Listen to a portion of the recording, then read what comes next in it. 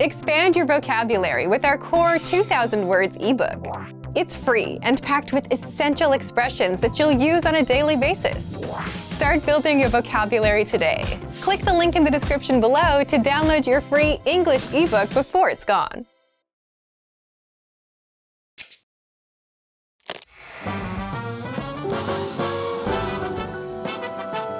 Welcome to EnglishClass101.com's English in 3 minutes, the fastest, easiest, and most fun way to learn English.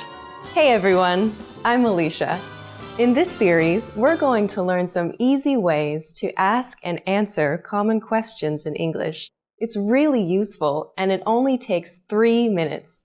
In this lesson, you're going to learn how to ask what someone's job is in natural English. Of course, you can just say, "What is your job?" This is correct English, but it sounds too direct and awkward. Native English speakers almost never say this in a social situation. Instead, they use a different question. But before we master that, we need to compare it to a very similar question. What are you doing? I'm presenting a video about English. What do you do? I'm an English teacher. Do you see the difference? These two questions, what are you doing, and what do you do, sound similar but mean different things. The first one is asking what you are doing right now, this minute. You answer it using an ing verb. What are you doing? I'm reading. I'm watching TV.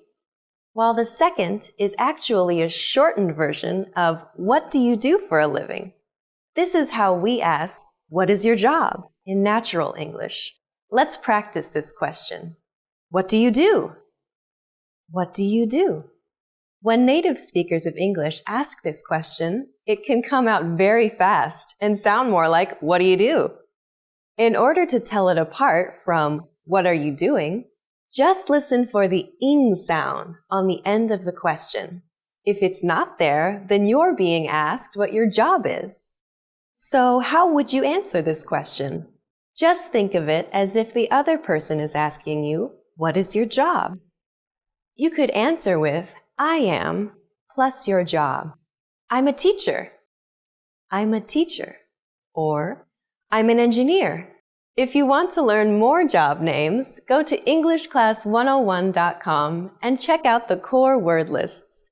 These cover job vocabulary and more, and include a picture and audio to help you perfect your pronunciation. You can also mention the place that you work at, starting with, I work at. I work at a hospital. I work at a hospital. I work at a law firm. I work at a law firm. If you work for a big company that is well known, you can say, I work for, and then the name. I work for Microsoft. I work for Microsoft. I work for the New York Times. I work for the New York Times. Now it's time for Alicia's advice. When you ask the question, what do you do? And the other person tells you their job, it's polite to make some kind of positive comment about his or her job. For example, how interesting, or that must be exciting, or even, oh, really? Remember to sound sincere. Do you know how native English speakers ask each other what their hobbies are? Hint, we don't use the word hobbies. Find out next time in the third English in 3 minutes lesson. See you next time.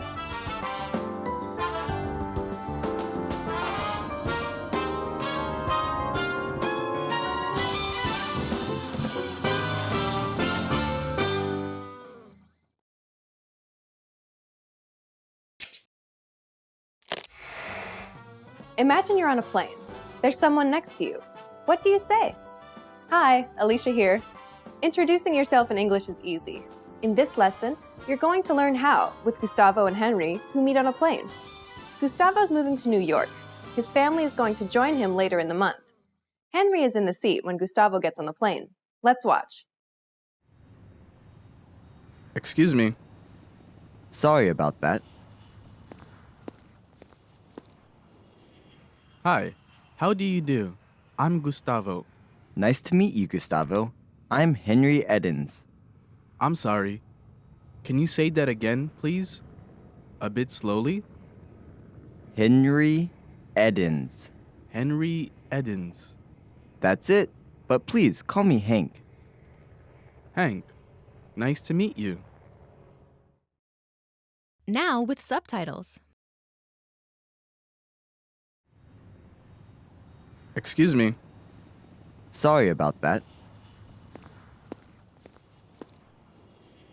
Hi, how do you do? I'm Gustavo. Nice to meet you, Gustavo. I'm Henry Edens. I'm sorry. Can you say that again, please? A bit slowly? Henry Edens. Henry Edens. That's it, but please call me Hank. Hank, nice to meet you. Here are the key words from the scene.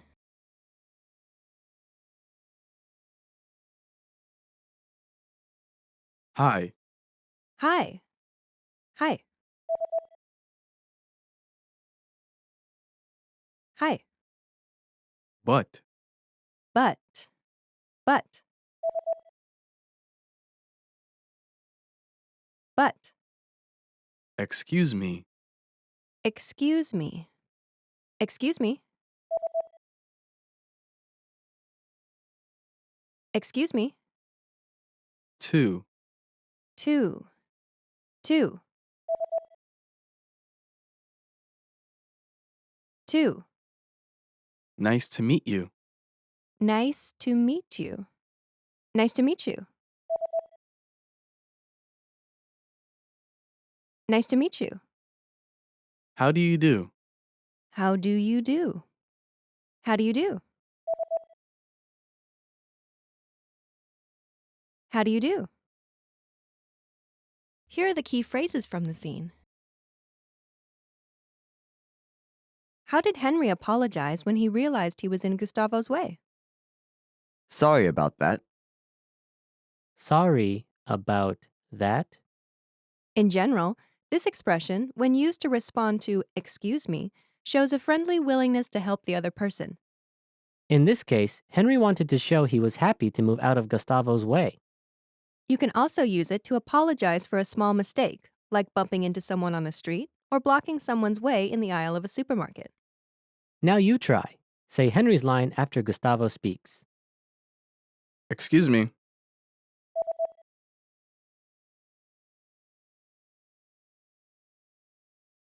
Sorry about that. Later, Gustavo also used the word sorry to apologize when he didn't understand Henry's name. Which phrase did he use? I'm sorry. I'm sorry.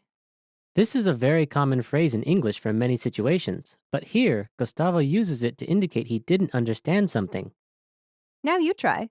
Say the line after Henry speaks. I'm Henry Edens.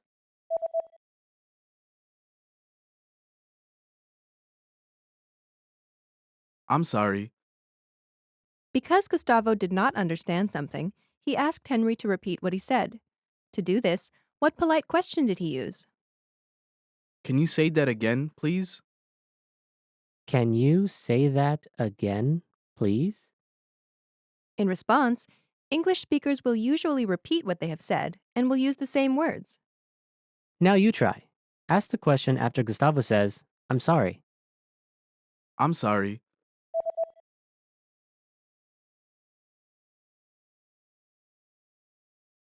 Can you say that again, please? Gustavo also wanted Henry to speak more slowly. To do this, what does he ask? A bit slowly? A bit slowly. This is not a complete sentence, but has a clear meaning when used after, "Can you say that again, please?" In response, English speakers will slow their speech down. Now you try. Say the phrase after Gustavo says, Can you say that again, please? Can you say that again, please?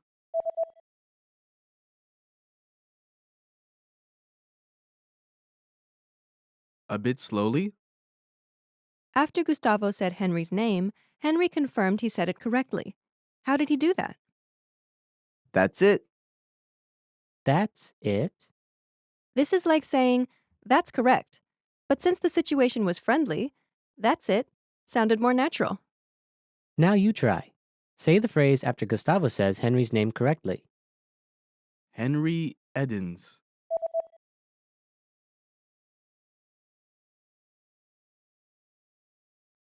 That's it. Now the lesson focus. Here's how to introduce yourself. Ready? Do you remember how Gustavo introduced himself? Hi, how do you do? I'm Gustavo. When Gustavo introduced himself, he started with, hi, and then used a set phrase. How do you do? How do you do? This is a polite expression people often use with an introduction. It sounds like a question, but it has no particular meaning, and there's no expectation the other person will try to answer it. Next, he says, I'm Gustavo. the first part of this sentence is a contraction of two words, I and am. The am here functions like an equal sign in math. I'm. I'm The next word in the sentence is a name. Gustavo. Together it's. I'm Gustavo. The structure of the pattern is Hi, how do you do? I'm plus. your name. Now you try. Imagine your name is John. Say, hi, how do you do? I'm John.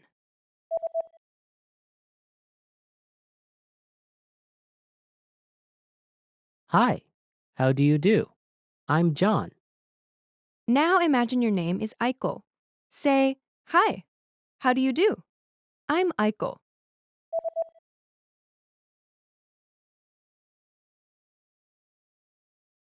Hi, how do you do? I'm Eichel. Now use your name.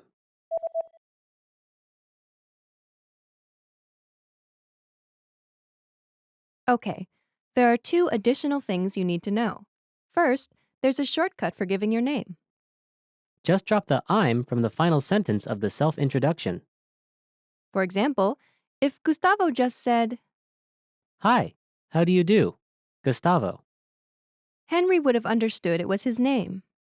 This would be especially clear if Gustavo extended his hand for a handshake while saying this. In very casual situations, you can even drop the hi and the how do you do. All that is left would be your name. The second thing you need to know is you can use I'm with just the first name or your first name and the last name together. I'm Henry Edens. Edens is Henry's family name.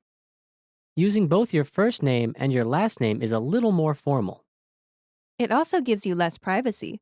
For example, if people know both your first and last name, they can find you on the internet more easily.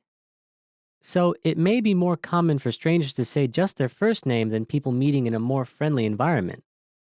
Next, you'll learn how to tell people to call you by a nickname, just like Henry did in the scene. But please call me Hank. But please, call me Hank. The first word in the sentence is. But. This word is not necessary, but it makes the transition to the rest of the sentence smoother. Henry uses this to introduce a new piece of information. And this information changes something about what he said before, but makes this clear. The next word introduces a polite request. Please. Please. Next is a request to use a certain name. Call. Call. After this is the word Me. me. Last is a common nickname for men named Henry. Hank. Hank. Please call me Hank. The sentence structure is Please, call me. plus. Your nickname. Now you try. Imagine your nickname is Matt. Say, please call me Matt.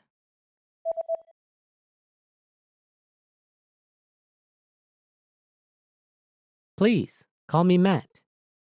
Now imagine your nickname is Lulu. Say, please call me Lulu.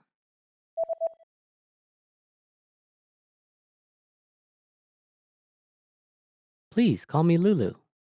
Now use your own nickname. Say, please call me, and then use your nickname.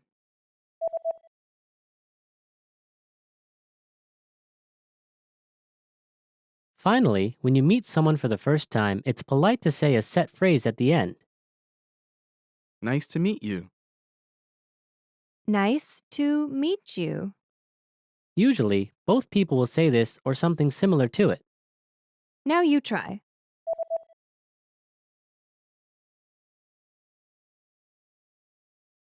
Nice to meet you. Now it's time to practice your new ability. Let's practice. This is your chance to introduce yourself. Try to remember what you learned and practice by speaking aloud. It's your first day in the US, and you're meeting your new neighbor. Ready? Here we go. What's the first thing you say to someone you've just met?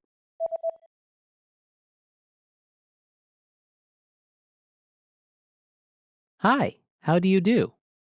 How do you tell someone your name?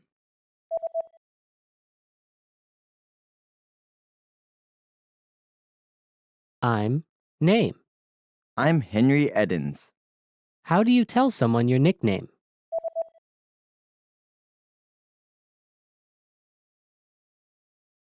Please call me your nickname. Please call me Hank. What's the last thing you say to someone you've just met?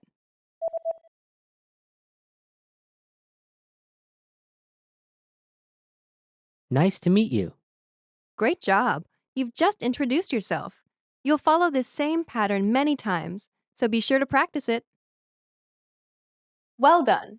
Now, watch the scene one more time. After that, go and practice with all your American friends, or with us in the comments. Bye!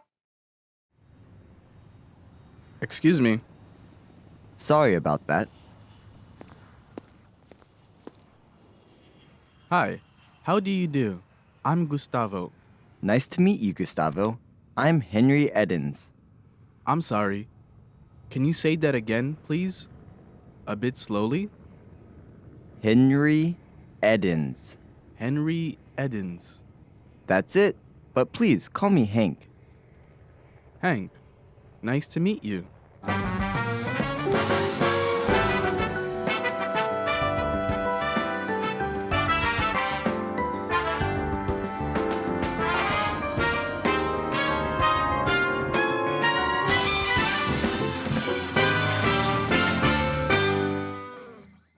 Did you download your free PDF cheat sheets yet? These conversation cheat sheets are an easy way to speak more because you get cheat sheets for conversational topics like the weather, family, hobbies, and much more. And inside, you'll learn common questions and answers that you'd use in conversations, as well as tons of vocabulary. Don't miss out on this free gift. Click the link in the description to get access. Hi everybody, my name is Alicia. Today we're going to be talking about simple past tense. We're going to talk about how to make simple past tense statements in English. So let's get started. Okay, so first let's talk about when we should use the simple past tense. Simple past tense statements for today are for actions that started and ended in the past. So these are things that both started or began and ended in the past. Both of those must be true to use simple past tense. The second point for today is these are actions which happened at a specific point in time. So a specific point in time can be yesterday, it can be an hour ago, it can be last year, it can be when you were a kid. All of these are a specific point in time, but the key is that we know when the action happened. So specific point in time is point 2 for this grammar point. Third, we can use simple past tense for repeated actions in the past. So things you did every week or every month or every year, every summer, every hour if you like.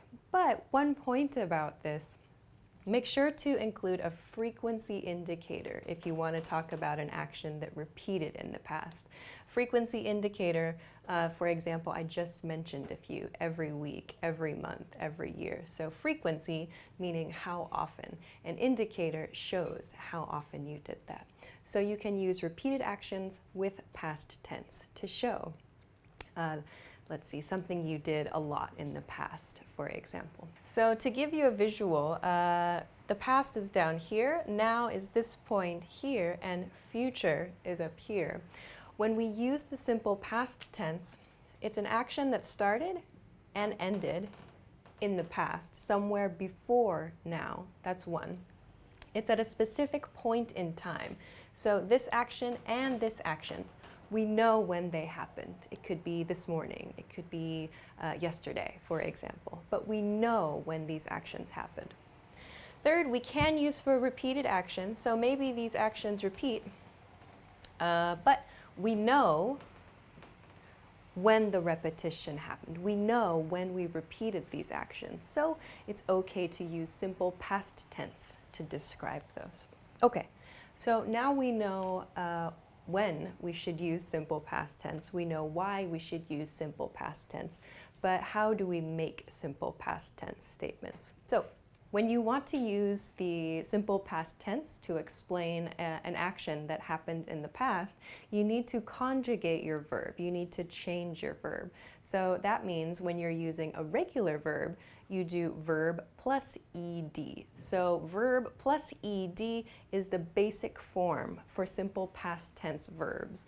But keep in mind this is only for regular verbs. Not all verbs are regular verbs. So for example, some common ones are talk, which becomes talked, start, which becomes started, and enjoy, which becomes enjoyed.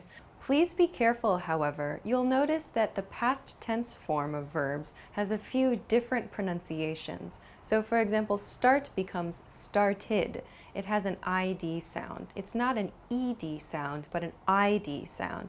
You might hear a word like walked also, which has a sort of T sound about it. Walk becomes walked. Started becomes started, an ID sound. And then there's also a sound like in breathed, a very soft D sound. So there are three past tense verb sounds to listen for. An id sound, started, a soft D sound like breathed, and then a more hard T sound like walked. So pay attention to that when you're trying to make these past tense verb conjugations. Okay, but some verbs are irregular verbs. Irregular verbs do not have a simple rule for understanding past tense conjugation, how to change them in past tense. There's no rule for these. You simply have to practice. You have to remember them, read them, listen to them, until you can remember the correct conjugation, the correct way to change these verbs into the past tense. So, for example, some common ones are eat, which becomes ate, speak becomes spoke, and make becomes made. If you see a verb somewhere that seems a little odd, or you're not sure what the present tense form would be, you can check a dictionary and try to remember it from there. So now we've talked about simple past tense irregular and regular verbs. Let's try to use them to make some sentences. I prepared a few example sentences, so let's take a look. Okay. First sentence, he, something, something, a towel and sunglasses to the beach. So the verb here is bring. I want to use the verb bring. Bring, however, is an irregular verb, so I can't use the ed rule for regular verbs. The correct conjugation is brought, B-R-O-U-G-H-T. He brought a towel and sunglasses to the beach. This is the correct conjugation here. So bring is an irregular verb. Okay. Let's go to the next sentence. They, something, something, to the gym every day last week. So here I'm showing you a repeated action. Here I'm using every day. This is a frequency indicator. How often did I do that action?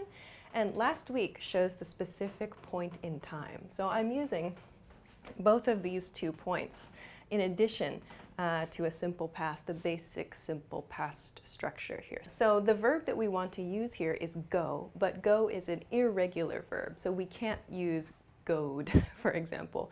Go changes to went in the past tense, so went is the correct answer for this sentence here. Okay. Let's try the next one. I something something to tell my boss about my schedule. So the verb I want to use here is forget. Forget is a very useful word, I think, to remember. But again, forget is not a regular verb. Forget is an irregular verb, so we cannot use the ed form. Forget in the past tense becomes forgot. Okay.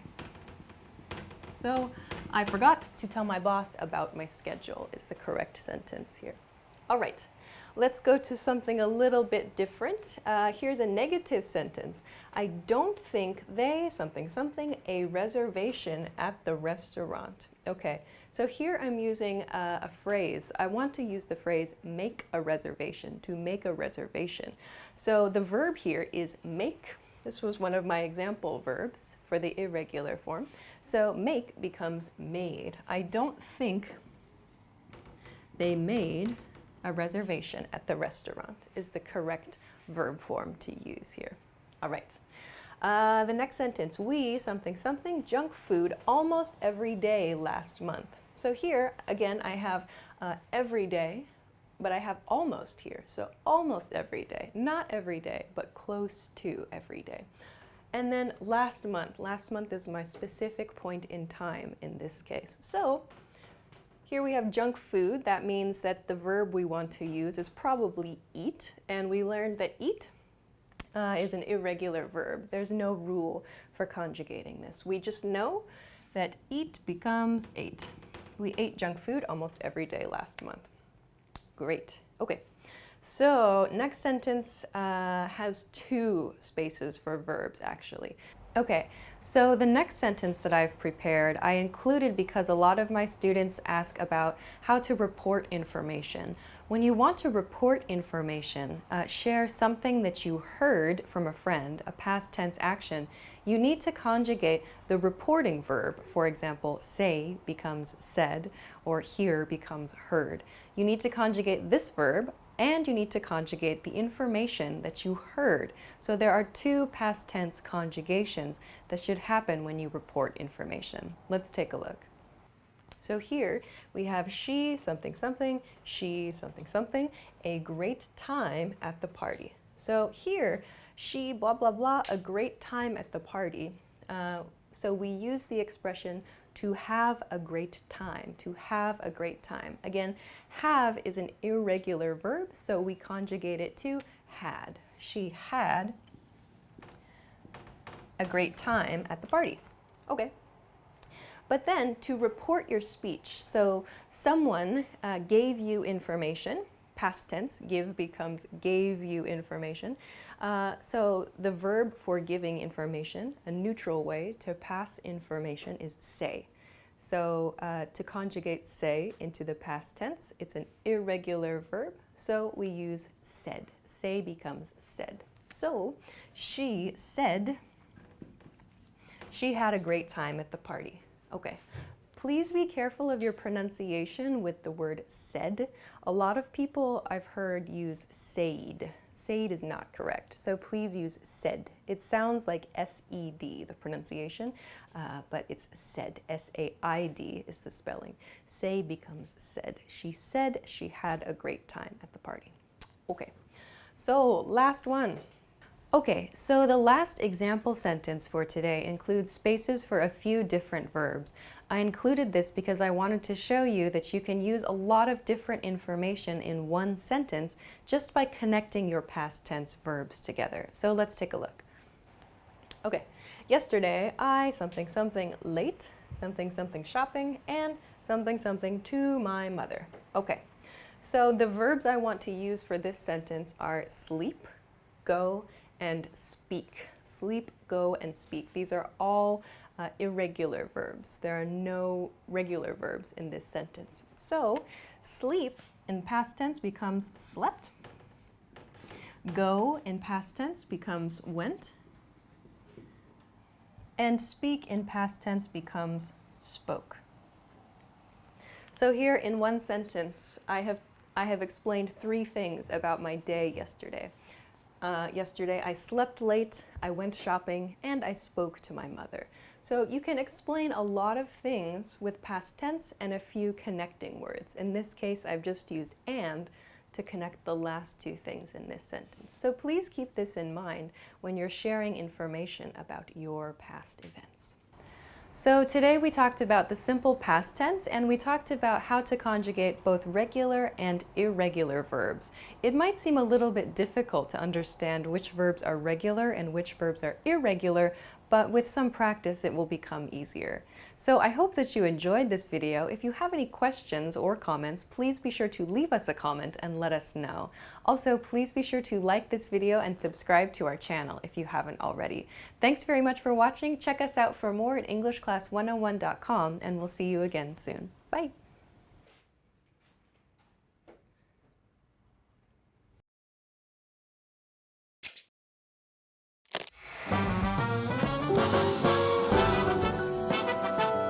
Welcome to EnglishClass101.com's English in 3 minutes, the fastest, easiest, and most fun way to learn English. Hey everyone, Alicia here. In this series, we're going to learn some easy ways to ask and answer common questions in English. It's really useful and it only takes 3 minutes. In this lesson, you're going to learn how to ask what someone's hobbies are without using the word hobbies. You've probably seen the question, do you have any hobbies? Or, what are your hobbies? In an English textbook before. However, native English speakers almost never use the word hobbies when asking about them. A much more natural way to ask the same question is, what do you do for fun? Let's practice this question. What do you do for fun? What do you do for fun? You can also ask, what do you do in your free time? What do you do in your free time? So how would you answer this question? Let's look at how native speakers would do it. The easiest way is to say, I like to, or just, I like, followed by what you like to do. For example, if you like watching movies, you could say, I like to watch movies, or I like watching movies. I like to watch movies, or I like watching movies. And if you like golf, you could say, I like to play golf, or I like playing golf. I like to play golf, or I like playing golf. You can emphasize how much you like your hobby by adding a word like really in front of like. For example, I really like watching movies. On the other hand, if you want to play down how much you like something, you can say kind of. For example, I kind of like playing tennis. Now it's time for Alicia's advice.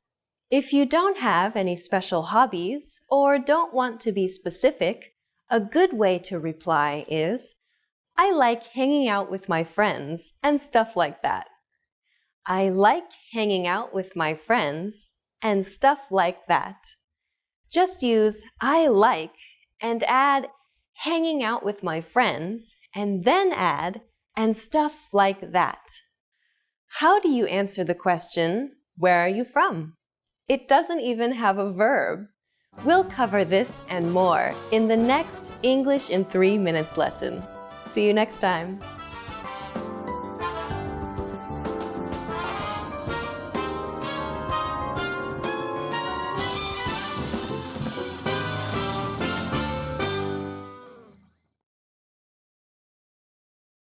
Hi everybody, my name is Alicia, and today I'm going to give a short explanation of some basic uses of the present perfect tense. So let's begin. Okay, the present perfect tense, what I'm going to talk about today, there are two basic points to think about when using the present perfect tense. We use the present perfect tense first, number one, to express a life experience. So this can be a life experience you have had, or a life experience you have never had. So we use this grammar point to talk about life experience, but with one key nuance. This life experience, it happened at a non-specific or an unimportant point in time. So the point in time when this life experience happened is not important in this sentence. In the sentence where you use the present perfect tense, the point in time where you had the experience is not the focus of your statement. The focus of your statement is just the life experience. So to give a visualization of this, on a timeline with past, present, and future, the present perfect tense is used to express a life experience at a non-specific point in time, meaning we use it for some experience you had at some point before the present, some point before the current conversation. So we use the present perfect tense to talk about a life experience that happened at a non-specific point in the past. So when specifically this experience happened is not important. This grammar point allows us to simply say that we have or have not had an experience. So this is the first grammar point about the present perfect tense, the simple use of the present perfect tense. The next point I want to talk about, though, is this second point, number 2 here. We use the present perfect tense to talk about an action that started in the past and continues to the present. The effect of an action that started in the past continues to the present. So this is a grammar point that's slightly different from number 1 that I talked about. So the image here is an action that started at some point in the past. It began at some point in the past, and it continues to the present. Or the effects of that action continue to the present. So this is something we can use to talk about where we live, our studies, our work experience, for example. I'll show you in a couple of example sentences a little bit later. But this is the second use, the second grammar point I want to talk a little bit about today. So it's important to note that when we use this second point, when we use the second use of this grammar point, we often use the words for and since to express that action that began in the past and continued to the present. It gives the listener some extra information about the duration, about how long that action has continued. So the difference between for and since, many people make a mistake with this. So use of for and since is important with grammar point number 2 here especially because it gives the listener some information about how long the action has been happening. So in an example sentence you could say, I have lived in Paris for 3 years, or you could say, I have lived in Paris since 2014. So you can hear for is used for a period of time. I have lived in Paris for 3 years. 3 years is a period of time. Your period of time can be years, months, days, minutes, hours, and so on. Any period of time can be used with the word for. I have been teaching this lesson for a few minutes. I have been standing up for about an hour, for example. You can use a different time duration for different expressions. You can use this actually a lot in your everyday life. But on the other hand, let's talk about since. So since is used for a point in time. When we want to talk about a point in time where an action began, where an action started, we can use since. So for example, in my sentence, I said, I have lived in Paris since 2014. So that since shows the exact year when I started living in Paris. I have lived in Paris since 2014, and the action continues to the present. So we can use for and since to show when an action began, and we also know that that action is going to be continuing. That action will continue to the present. So these are kind of the 2 grammar points I'd like to talk about. Then lastly, I want to talk about how to make this grammar point, how to make the present perfect tense. So I have three categories here. There's positive statements, negative statements, and question statements. These are just the basic forms of these three types of sentences. So let's talk about a few different sentence patterns that we can make. I have positive statements, negative statements, and question statements. These are just a few examples of the type of sentences and questions that you can make with this grammar point. So first, to make a positive statement, we'll use have or has depending on your subject. If your subject is I, for example, we'll say I have, you have, and we have. For he and she has, she has, and so on. So depending on your subject, we will use have or has. Next, we need to include the past participle form of the verb. So for example, I have lived in Paris. Lived is the past participle form of the verb live.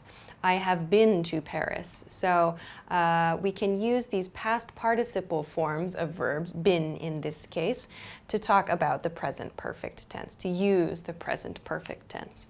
Please try to remember your past participle forms of verbs, but I find that one of the best ways to get used to using the correct form of the verb here is just practicing in sentences. It's a little bit difficult to memorize all the verbs just from a list, so try practicing them in sentences to remember. Let's talk then about how to make a negative statement. So a life experience you have not had. This is the sentence pattern that you can use to describe that. So again, depending on your subject, use have or has. I have, he has, and so on. Next, we'll include never. So I have never, he has never, they have never, you have never, and so on. So this never shows no experience. This is our negative expression. Then finally, we'll include the past participle form of the verb. So I have never eaten horse. He has never visited Italy, and so on. These make negative statements with never. Okay, and finally, a couple of different question patterns that we can use. There are a lot of different questions, yes and no questions, information questions.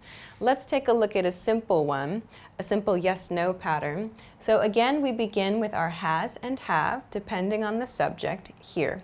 So have you been, for example, with the past participle verb.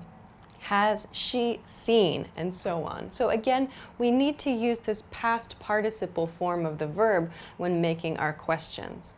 You might have heard people use ever.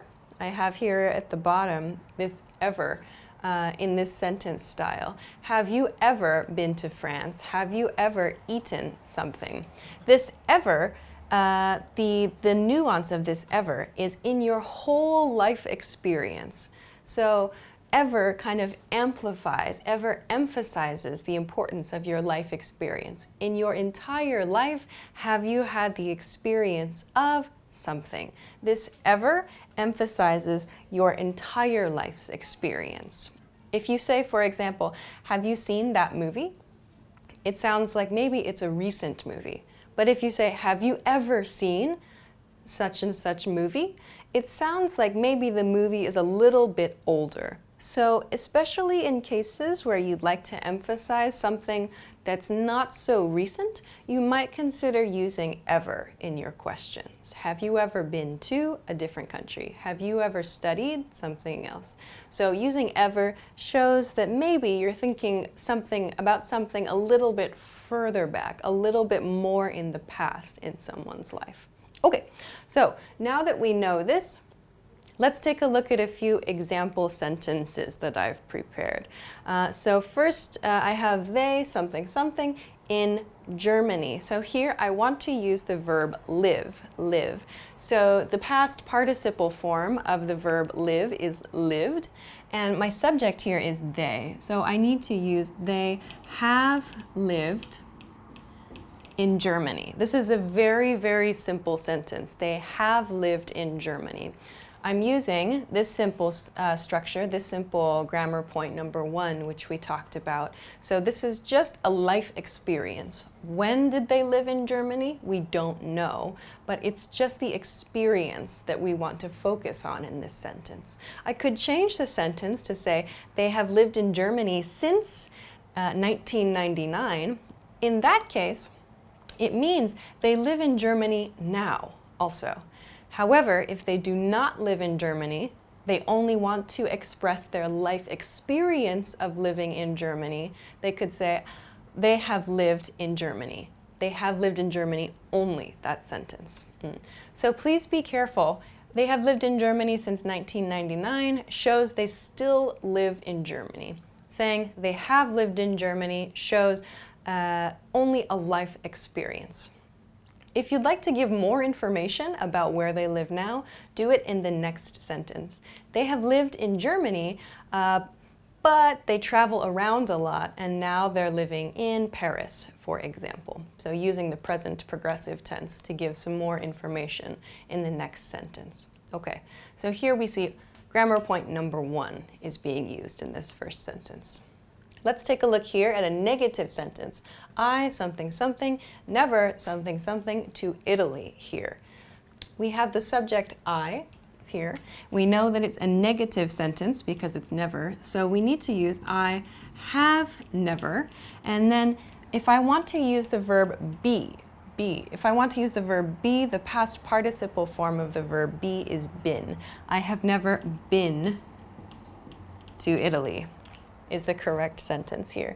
So I'm expressing no experience in my life. I have never been to Italy, meaning, as we talked about with grammar point number 1, in my whole life, I have not had an experience. So there's no time point being used here. I have never had the experience of going to Italy. Okay. Now, let's talk about the next example sentence. She something something something the test 3 times. So here I want to use the verb take. So to take a test. Take is going to be the verb for this sentence. So here my subject is she, and I know this is a positive sentence, a positive statement. So I'm going to use has, she has, and take, the past participle form of the verb take, is taken. She has taken the test 3 times. So this sentence shows in her life experience, at 3 times, 3 points in her life, she has taken the test. So we don't know when she took the test, but we know she has taken the test 3 times at some point in the past. This is what this sentence teaches us. We don't know when, just that she has taken the test 3 times. Okay. Next, let's look at this sentence. Maybe a very useful sentence for some people who are watching this video on this channel. So this is I something something English for 2 years. Okay, so there's a big hint word here.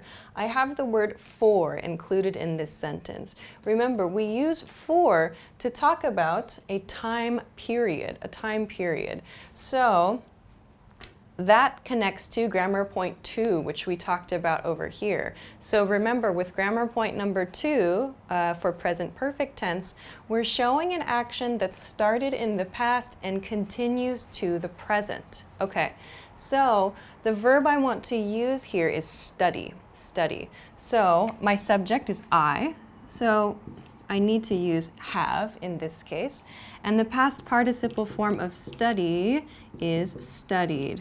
So I have studied English for 2 years. This shows us a length of time, a period of time, a duration for your studies. It shows your studies are continuing. You are still studying English.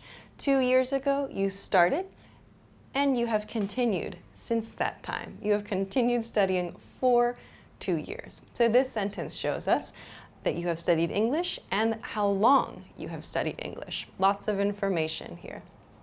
Okay, let's talk about the next sentence, a question sentence now. Okay, so here my subject, I have he is here. So I know that because the subject of the sentence is he, I need to begin my question with has. Has he something something? So here I want to use the verb take. Take out the trash is sort of a set phrase. So the past participle form of take is taken. Has he taken out the trash?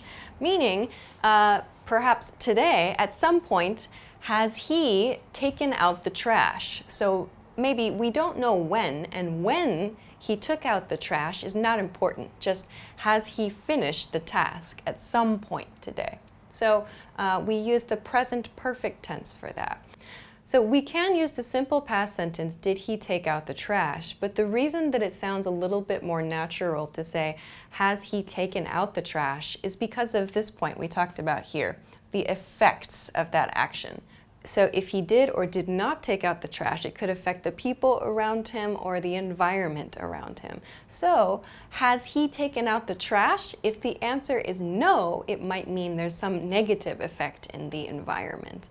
If the answer is yes, perhaps it means the people in the environment will be happy. There will be a happy effect of that. So this is the consideration. It's a very, very small point. If you ask, did he take out the trash? It's okay to use. But keep in mind though, you may hear people say, has he taken out the trash as well? And this is the reason why. The effect of taking out the trash is what's kind of the nuance of this expression.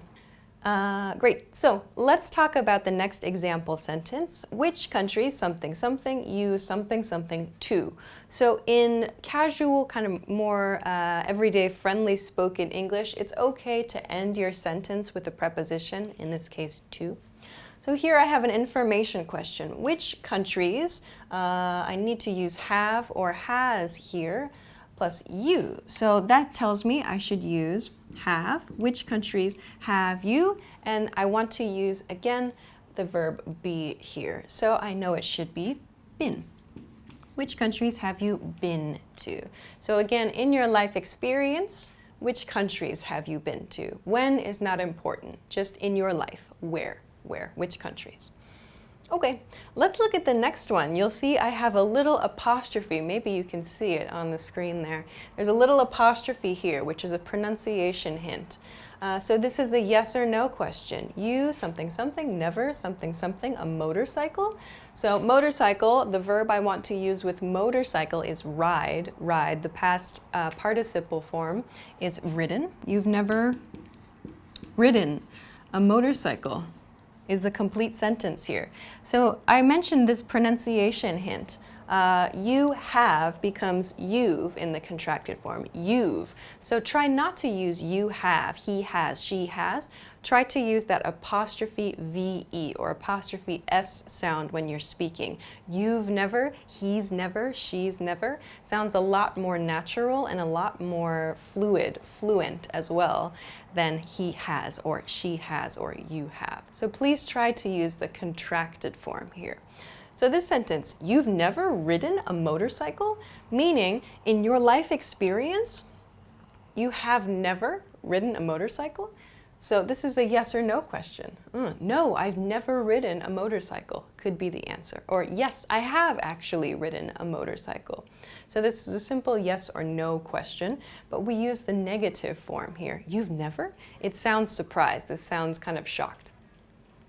Okay. Let's look at our next example sentence. We something something, never something something. The verb I want to use for this sentence is work. Okay, so the past participle form of work is worked here, okay. And we is the subject of the sentence, so we're going to use we have never worked internationally. In our life experience, we do not have the experience of working internationally. Okay, finally, they something something in Paris since 2015. So just as we practiced with this example sentence with for, here we see since. So this shows us that maybe a specific point in time, in this case 2015, is going to give us some extra information about this situation. So let's use the verb live again. We know that the past participle form of live is lived. And we'll use have because our subject is they. So they have lived in Paris since 2015. So this sentence shows us that in 2015, they moved to Paris and they have lived in Paris. They have continued living in Paris since that time. This sentence shows us that with since. Okay, so those are a few example sentences and a short introduction to how to use the present perfect tense, and also a little bit of information on using for and since. So I hope that this lesson was useful for you. If you have any questions or comments or want to try making a few example sentences, feel free to do so in the comments section of this video. Also, please make sure to like this video and subscribe to our channel if you haven't already. Also, check us out at EnglishClass101.com for more good stuff. Thanks very much for watching this lesson, and I will see you again soon. Bye! Now that you're finished with this lesson, don't forget, as a free bonus, you get over 30 conversation cheat sheets, but only if you sign up via the link in the description. You'll learn how to have flowing conversations and how to answer the most common questions. You can also print out these colorful cheat sheets to keep as physical study material. So don't miss out on this free gift. Click the link in the description and sign up for a free lifetime account to get your PDF cheat sheets. In this video, you'll learn 20 of the most common words and phrases in English. Hi everybody, my name is Alicia. Welcome to the 800 Core English Words and Phrases video series. This series will teach you the 800 most common words and phrases in English. But there's a twist. With each new lesson in this series, we'll include the previous lessons at the end. So after you've learned the new words and phrases, stick around and review what you learned in previous lessons. Reviewing is one of the most important parts of learning a language. You can also get the full list right now at EnglishClass101.com. Click the link in the description to access more example sentences, create your own flashcard deck, and finally master English. Okay, let's get started. First is frying pan. Frying pan. Frying pan. A frying pan is a very common item to have in a kitchen. It's usually quite large and it has a handle on it. We use it to make eggs, pancakes, many different things. This frying pan is very cheap. This frying pan is very cheap. This frying pan is very cheap. Cutting board. Cutting board. Cutting board. A cutting board is, as it sounds, it's a board that can be wood or plastic or maybe another material that we use to cut on. This is to keep our counters clean and safe. The cook is cutting a hard-boiled egg on the cutting board. The cook is cutting a hard-boiled egg on the cutting board. The cook is cutting a hard-boiled egg on the cutting board. Sink. Sink. Sink. A sink is a place where you wash your hands, or in the kitchen, a place where you wash your dishes. The sink is almost full. The sink is almost full. The sink is almost full. Bowl. Bowl. Bowl. A bowl is something that we use to eat soup or stew or perhaps ice cream, anything that is kind of liquid-like. The bowl is empty. The bowl is empty. The bowl is empty. Exit. Exit. Exit. The exit is the opposite of the entrance. An exit is a way out of somewhere. Where is the exit? Where is the exit? Where is the exit? Map. Map. Map. A map can be a physical item or a digital item.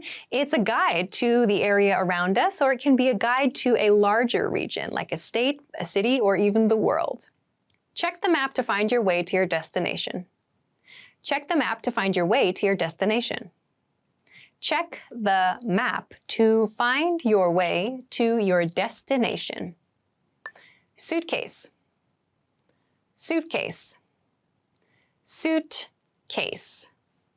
A suitcase is something that we use to keep our belongings in when we travel. A suitcase can be very small or it can be very large. Do not leave valuables in your suitcase. Do not leave valuables in your suitcase. Do not leave valuables in your suitcase. Tourist. Tourist. Tourist. A tourist is someone who visits a city or a country just to see the sights. They don't live there, they're just there temporarily for a short time to enjoy famous places. The tourist is taking pictures of the animals. The tourist is taking pictures of the animals. The tourist is taking pictures of the animals. Politics. Politics. Politics. Politics refers to the government of a country or to the government of a world. It's a popular discussion topic. People like to talk about policies, about people, and about ideas relating to world governments. The politician is talking politics. The politician is talking politics. The politician is talking politics. Biology. Biology. Biology. Biology is a subject of study. It's a subject in science. Biology refers to living things, to organisms, plants, animals, and creatures. Biology is the study of living organisms. Biology is the study of living organisms. Biology is the study of living organisms. Chemistry. Chemistry. Chemistry. Chemistry is another subject of study, also a science. Chemistry looks at very, very small scale reactions between chemicals, gases, many different kinds of things. The laboratory is a place to learn about chemistry. The laboratory is a place to learn about chemistry. The laboratory is a place to learn about chemistry. Physics. Physics. Physics. Physics is another topic in the science category. Physics looks at how we understand the world in terms of things like time and space and gravity. I know the basics of physics. I know the basics of physics. I know the basics of physics. Economics. Economics. Economics. Economics is the study of the economy, so this refers to the money that comes and goes and moves around inside a country, or around the world as well. Economics is a good background for many fields. Economics is a good background for many fields. Economics is a good background for many fields. Put. Put. Put. Put is a verb. We can understand it as meaning to place, so it sounds a little bit less formal than place. Please try to put this box on the top shelf. Please try to put this box on the top shelf. Please try to put this box on the top shelf. Remember. Remember. Remember. Remember is a verb. It means to recall information, to be able to think of something that you saw or heard or learned about in the past. I'll try to remember. I will try to remember. I will try to remember. Hold. Hold. Hold. Hold is a verb which refers to keeping something, usually in your hand. Hold on to the handrail. Hold on to the handrail. Hold on to the handrail. Shopping cart. Shopping cart. Shopping cart. A shopping cart is something we use in the supermarket. They're generally kind of large. We can push them around the store and we put our items inside. The shopping cart is empty. The The shopping cart is empty. The shopping cart is empty. Plastic bag. Plastic bag. Plastic bag. A plastic bag is the bag that we get from many stores like supermarkets or convenience stores or maybe other retail stores. We get a plastic bag after we purchase items. The man is carrying a plastic bag full of groceries. The man is carrying a plastic bag full of groceries. The man is carrying a plastic bag full of groceries. Comedy. Comedy. Comedy. Comedy is an art form. It's the art of making people laugh. Comedy is also a movie genre. They're watching a comedy and laughing. They're watching a comedy and laughing. They're watching a comedy and laughing. Novel. Novel. Novel.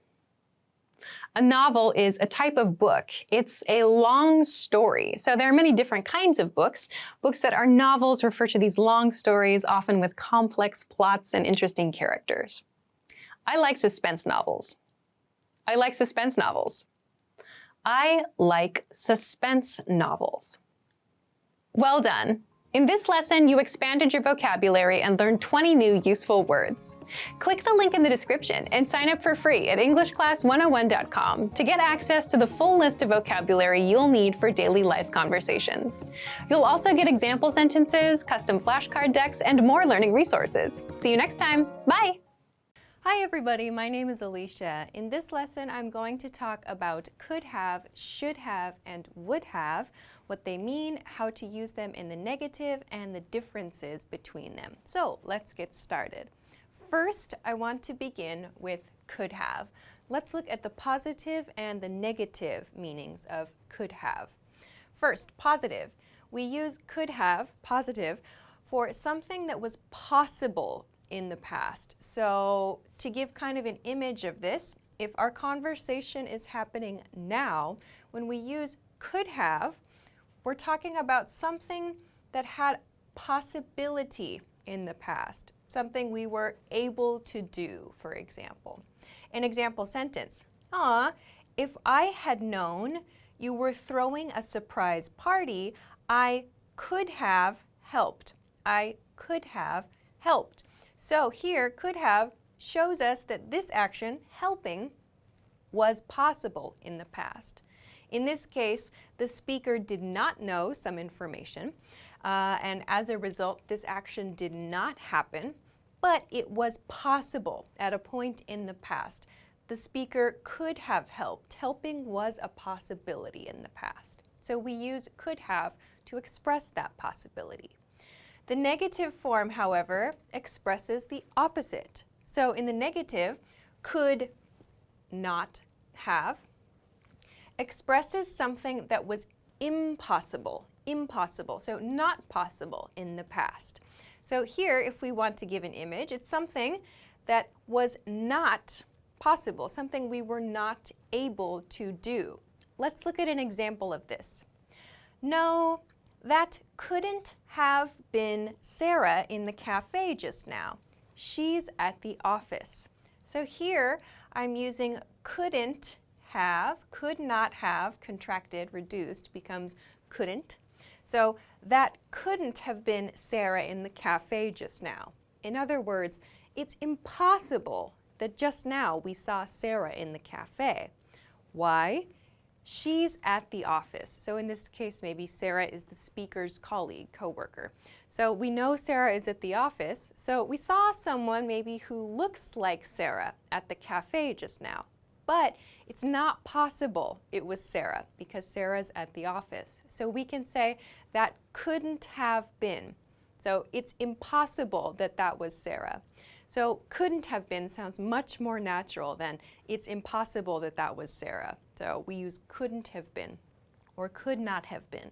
So positive form, something that was possible in the past. So be careful in maybe contrast. A key difference here is this is only about possibility. We're not talking about like a plan to do something or regret necessarily.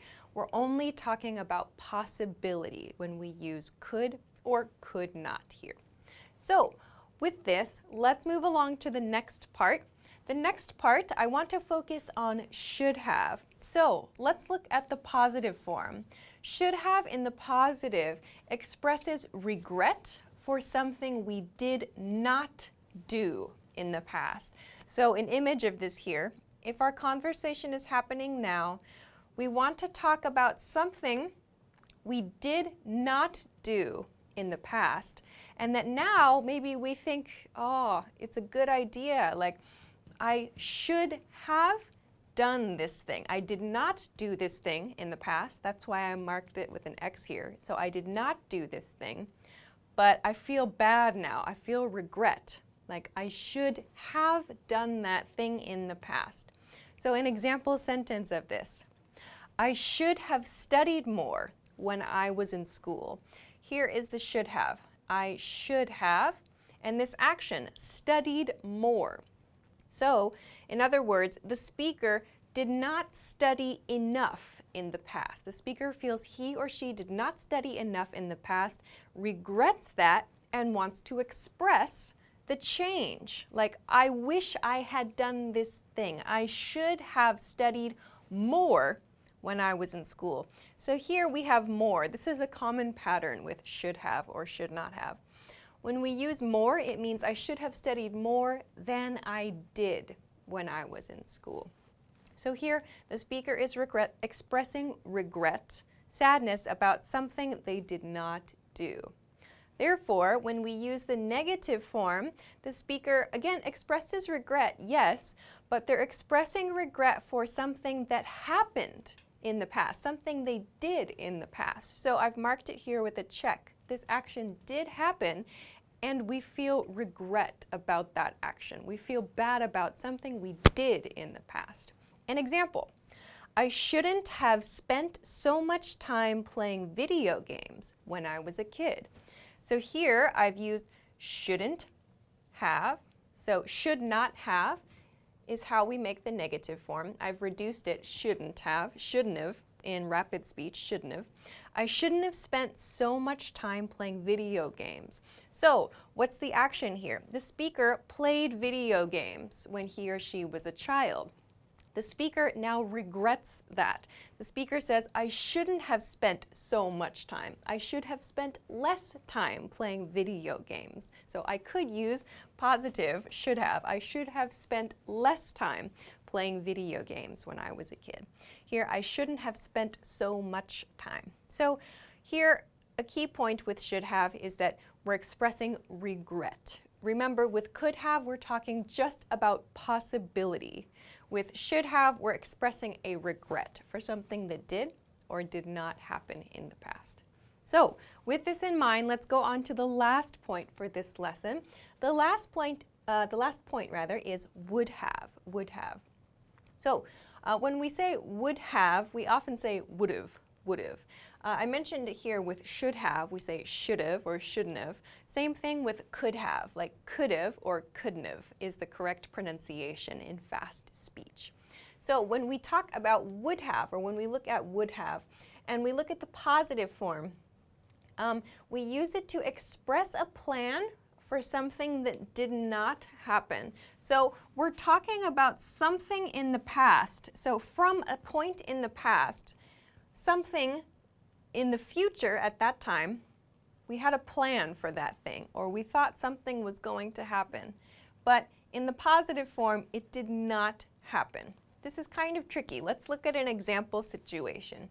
Here, I would have arrived on time today, but there was terrible traffic, so I did not arrive on time. So first, here's my action. I would have arrived on time. So I had a plan, or I had a desire.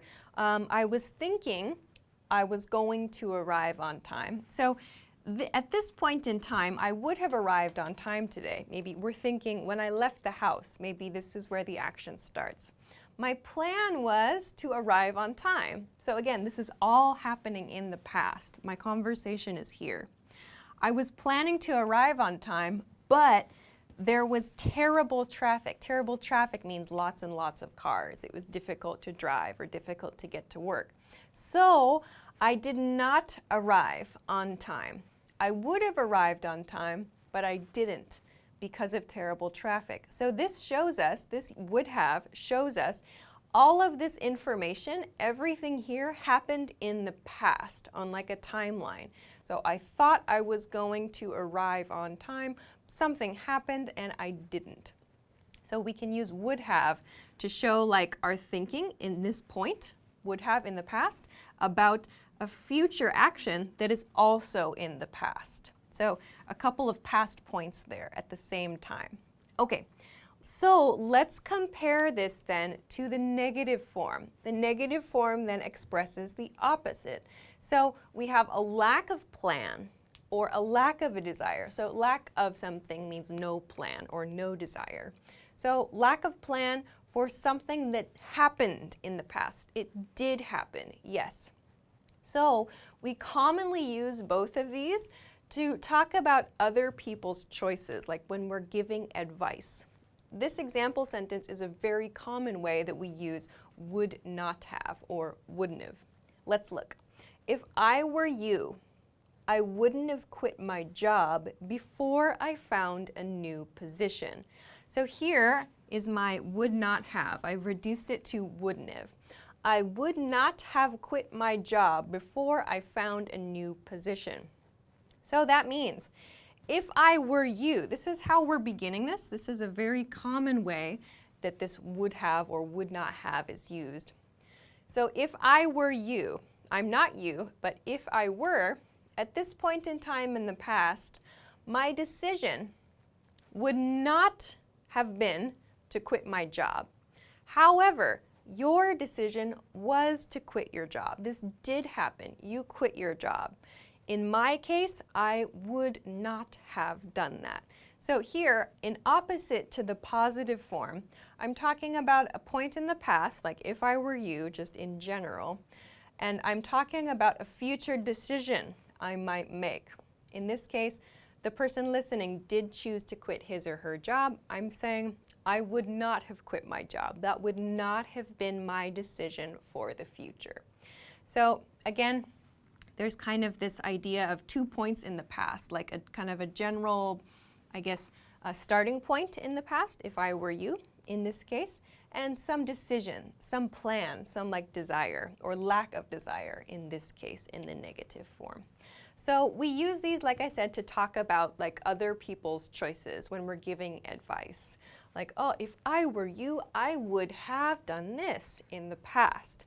So we use would have to talk about past decisions and maybe to talk about things like if you were the speaker, like things you might change. What would you do differently? So we use this to talk about these sorts of past decisions and give advice and talk about how we might make different decisions in the future. So this kind of expresses a desire or lack of desire. This one should have expresses regret in the past. Could have expresses possibility. So this is just a quick introduction to the differences between these three expressions and their negative forms. I didn't write the not here, so would not have. But if you have any other questions about this, please let us know in the comments. They are very similar, I know. They sound very similar, and it can be hard to understand how to use them, but try to keep these three kind of themes in mind. Possibility and regret, and then kind of desire or advice here. So I hope that this helps you understand the differences between these three. If you have questions or comments, or if you want to practice making an example sentence, please feel free to do so in the comment section of this video. Of course, if you like the video, don't forget to give it a thumbs up, subscribe to our channel, and check us out at EnglishClass101.com for some other things that can help you with your English studies. Thanks very much for watching this lesson, and I will see you again soon. Bye-bye.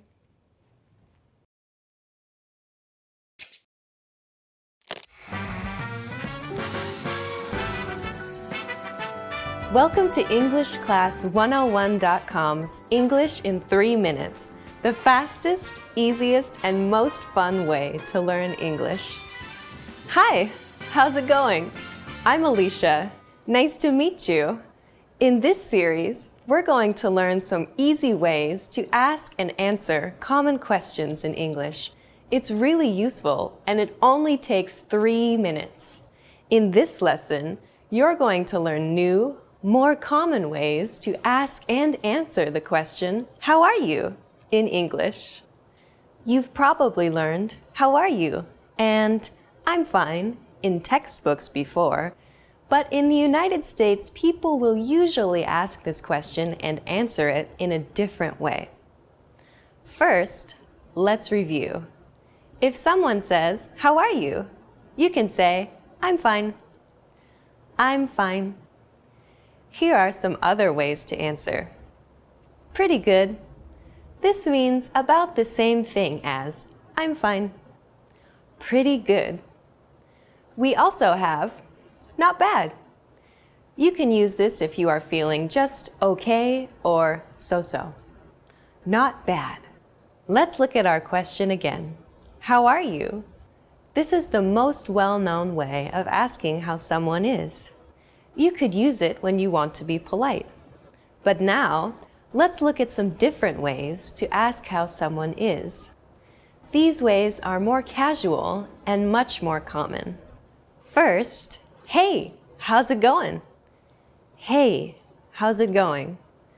You can answer this in many ways. If you're feeling good, you can say, good. Good. Pretty good. Pretty good. Not bad. Not bad. Once more, good, pretty good, not bad. Here's a tip. Even though these answers mean the same thing as I'm fine, you can't answer how's it going with I'm fine. It will sound a bit strange. If you're not feeling good, you can say not so good. Not so good. Not great, not great, or not so well, not so well. Be careful. If you say one of these, the other person will usually ask, why? What's wrong? To be polite. Then you will have to explain. Another casual but very common version of how are you is what's up? What's up? To reply, use a cheerful voice as you say, not much, or nothing much, nothing much. This means you're free and able to chat. Since what's up is just another way of saying hello, you can also reply with hey or hi.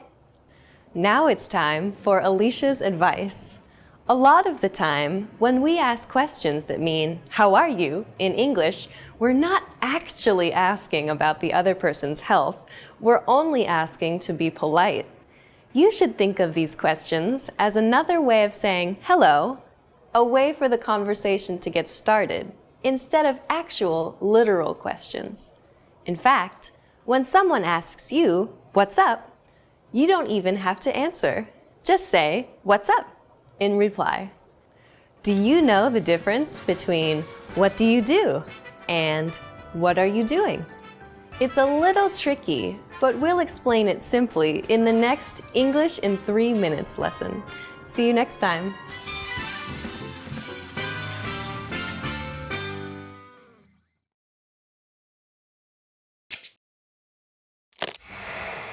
Hi everyone, I'm Gabriella. How are your English listening skills? In this video, you'll have a chance to test them out with a quiz. First, you'll see an image and hear a question. Next comes a short dialogue. Listen carefully and see if you can answer correctly. We'll show you the answer at the end. Are you ready?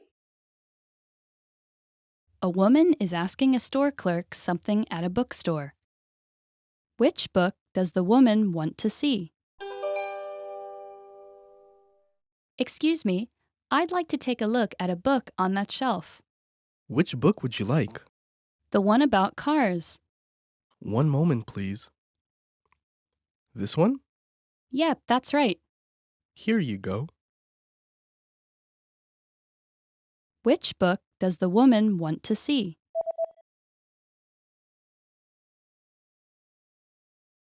A woman is asking a store clerk something at a bookstore. Which book does the woman want to see? Excuse me, I'd like to take a look at a book on that shelf. Which book would you like? The one about cars. One moment, please. This one? Yep, that's right. Here you go. Did you get it right? I hope you learned something from this quiz. Let us know if you have any questions. See you next time.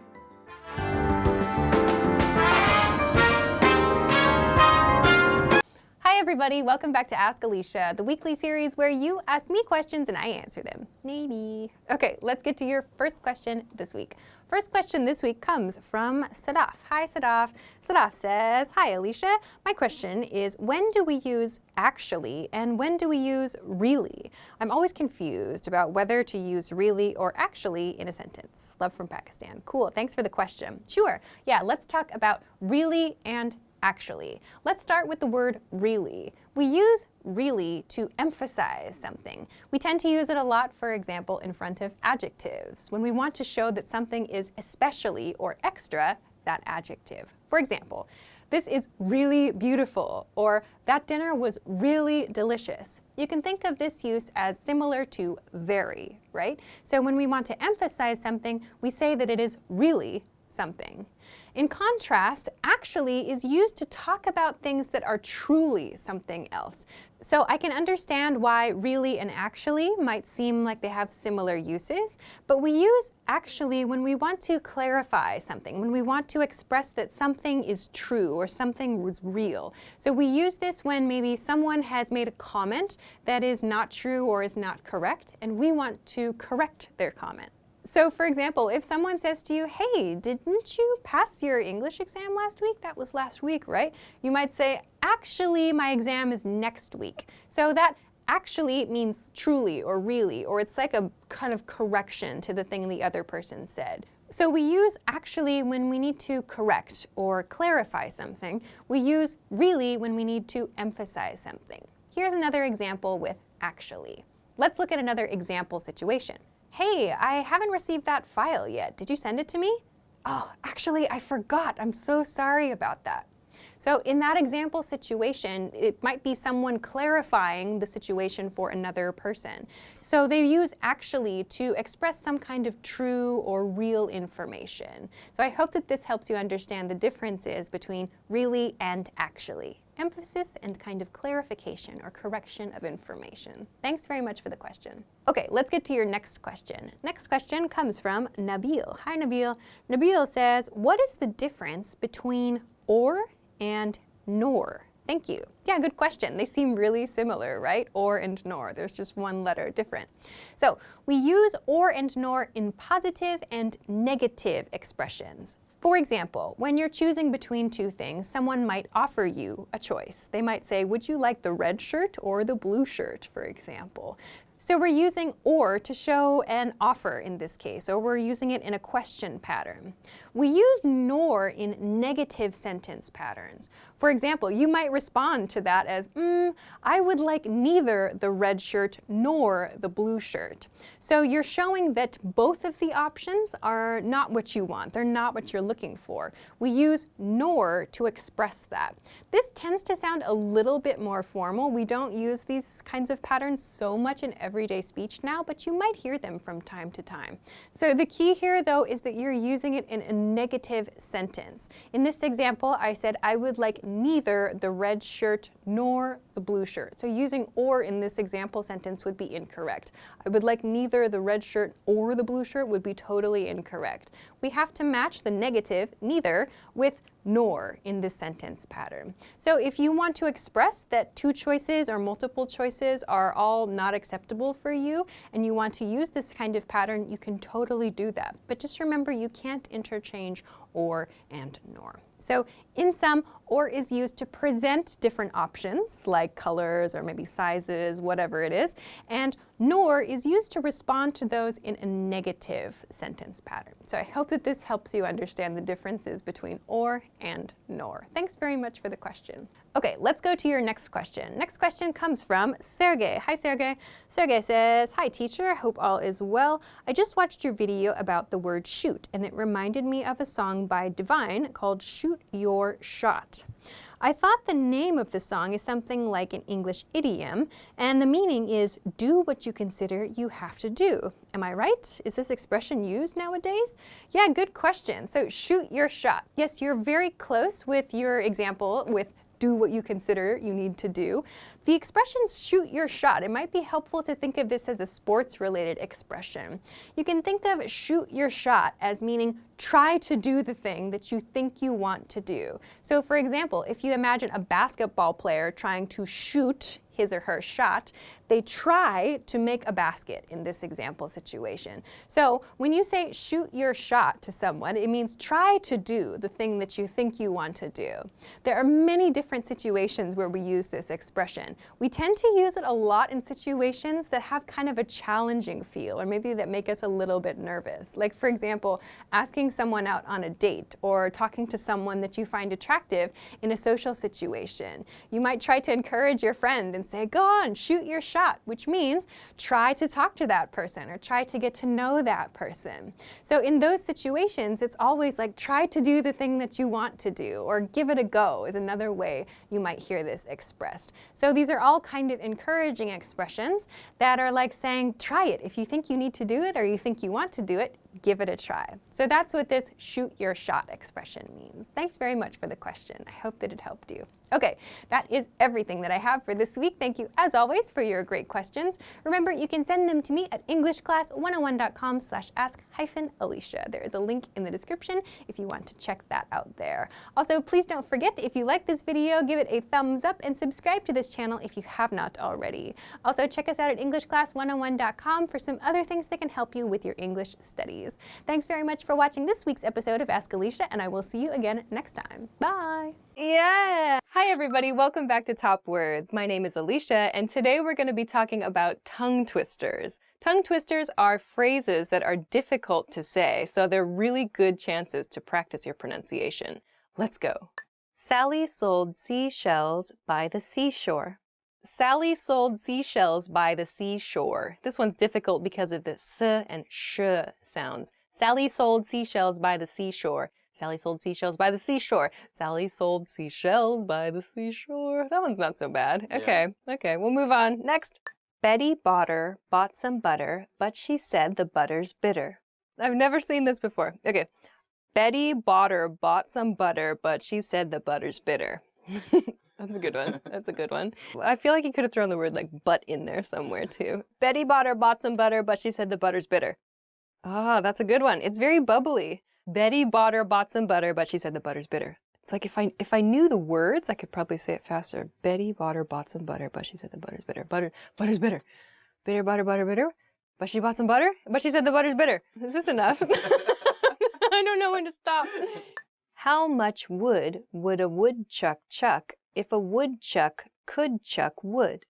The next tongue twister is also a classic one about woodchucks. Woodchucks are real creatures that exist on the west coast of the United States, primarily in Washington and Oregon.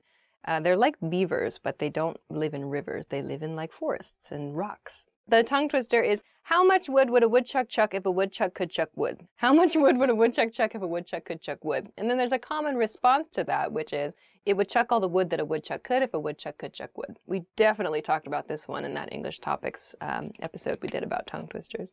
Lesser leather, never weathered, wetter weather better. Oh, I've never seen this. Lesser leather, never weathered, wetter weather better? Hang on, I'm just like astounded by the grammar of this sentence. Lesser leather, never weathered, wetter weather better. Oh, that's hard. It's the wetter weather better. Wetter weather better part. Those last three words. Lesser leather, never weathered, wetter better. Lesser leather, never weathered, wetter weather better. Wetter weather better. Weather. It's the weather better that's hard. Weather better. Weather better, weather better, wetter weather better. Yeah, that's it. Lesser leather, never weathered, wetter weather better. On to the next one. If two witches would watch two watches, which witch would watch which watch? If two witches would watch two watches, which witch would watch which watch? Did you write these? Did you write these? Did you find these on the internet? Someone's brilliant. If two witches would watch two watches, which witch would watch which watch? Oh, that one's a good one. If two witches would watch two watches, which witch would watch which witch would watch which watch? All right, that's the end. Wow, those are really good tongue twisters. The one that always gets me from that episode of English Topics that we did was Irish wristwatch. Irish wristwatch. Hard one. And one we came up with the other day was sushi session. It's a good one, right? Yeah. They were like, let's go for a sushi session. I was like, that's hard. Sushi session, sushi session, sushi. That's a really good one too. Irish wristwatch and sushi session. All right, so those are Those are tongue twisters. Give them a try. They are really, really great ways to practice your pronunciation. If you know any other tongue twisters, please share them with us in a comment so that we can all give them a try. Thank you very much for watching this episode of Top Words. If you liked this video, please be sure to hit the like button and subscribe to our channel if you haven't already.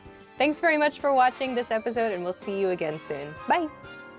Oh my god, I want to have this job where I just sit at like my desk and I just think of, that's probably what somebody does, like they're bored at their job and they just think of these sorts of things.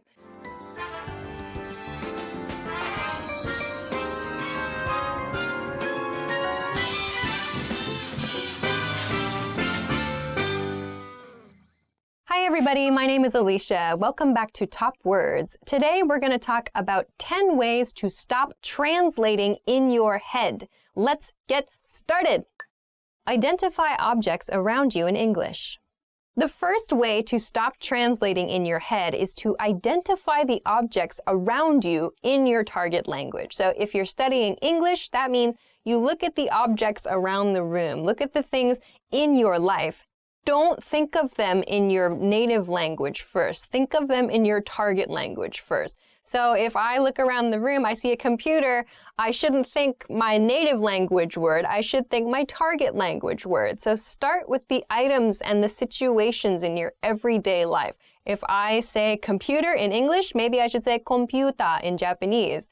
I should say not, water in English, I should say omizu in Japanese. So start associating the words in your target language with your everyday life now. So if you're studying English, that means start getting familiar with the things in your everyday life in English. Repeat phrases you hear native speakers use. Tip number 2 is to repeat the phrases that you hear native speakers use. So if you're watching this channel, for example, or you're watching a TV show or a movie, listen for the way that native speakers make those phrases. If you hear a phrase you have never heard before, or you hear an interesting combination of words, try to repeat them yourself. Don't just listen. Try to say them yourself. If you're in a public space and it's difficult for you to do that, fine. Practice in a place where you feel more comfortable. Maybe if you have some private space to practice. Just repeat them. Get your mouth used to saying the words the way that the native speakers do. So if you never actually say words, if you're only taking in, if you're only listening and you're not actually producing the language, it's kind of hard to practice and to really hone your pronunciation, to improve your pronunciation. So when you listen to native speakers, try to repeat after them. So for example, if you're studying English, you can try to repeat after this video. You can repeat after the things I'm saying, because maybe I'm using an expression or I'm using a certain series of vocabulary words together the way a native speaker would. And it's maybe a good idea to try to practice the ways that native speakers put their words together. So try to repeat after native speakers, especially when you're looking at media. And you can do this when you're reading books too. You can try to read out loud interesting lines of books that you find or something that maybe is difficult for you. Very nice practice tip. Make a situation where you can't escape into your native language. Make a situation where you can't escape into your native language essentially means immerse yourself. Of course, going to that country or going to a place where you can speak only that language is very difficult for some of you. Totally understand. But if in your life you can create a situation in your library, in your room, in your house, somewhere, for just an hour or, I don't know, maybe a day. I don't know what your schedule is like. But if you can create a situation or create an environment where you have no choice but to use that language and you cannot escape, meaning you cannot go back to using your native language as a crutch. You can't use the native language at all.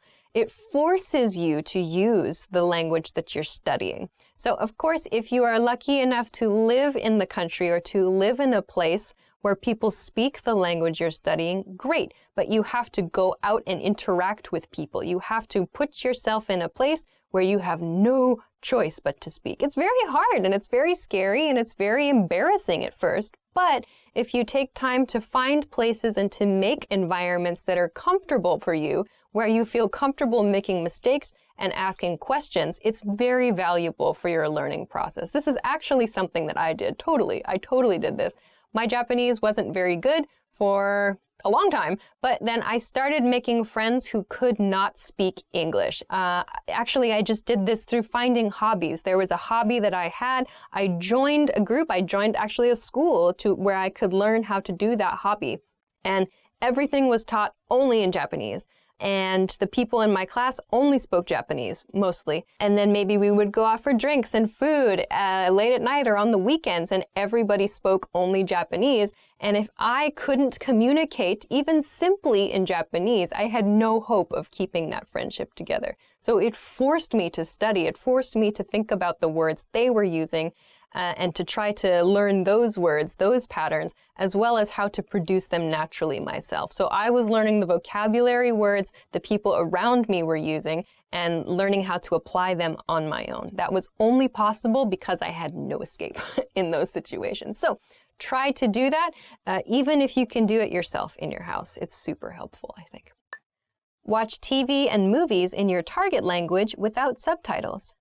Tip number 4 is to watch TV and movies in your target language without subtitles. So I think that watching with subtitles can be very beneficial. So if I'm watching something, or if you want to watch something with subtitles on, great.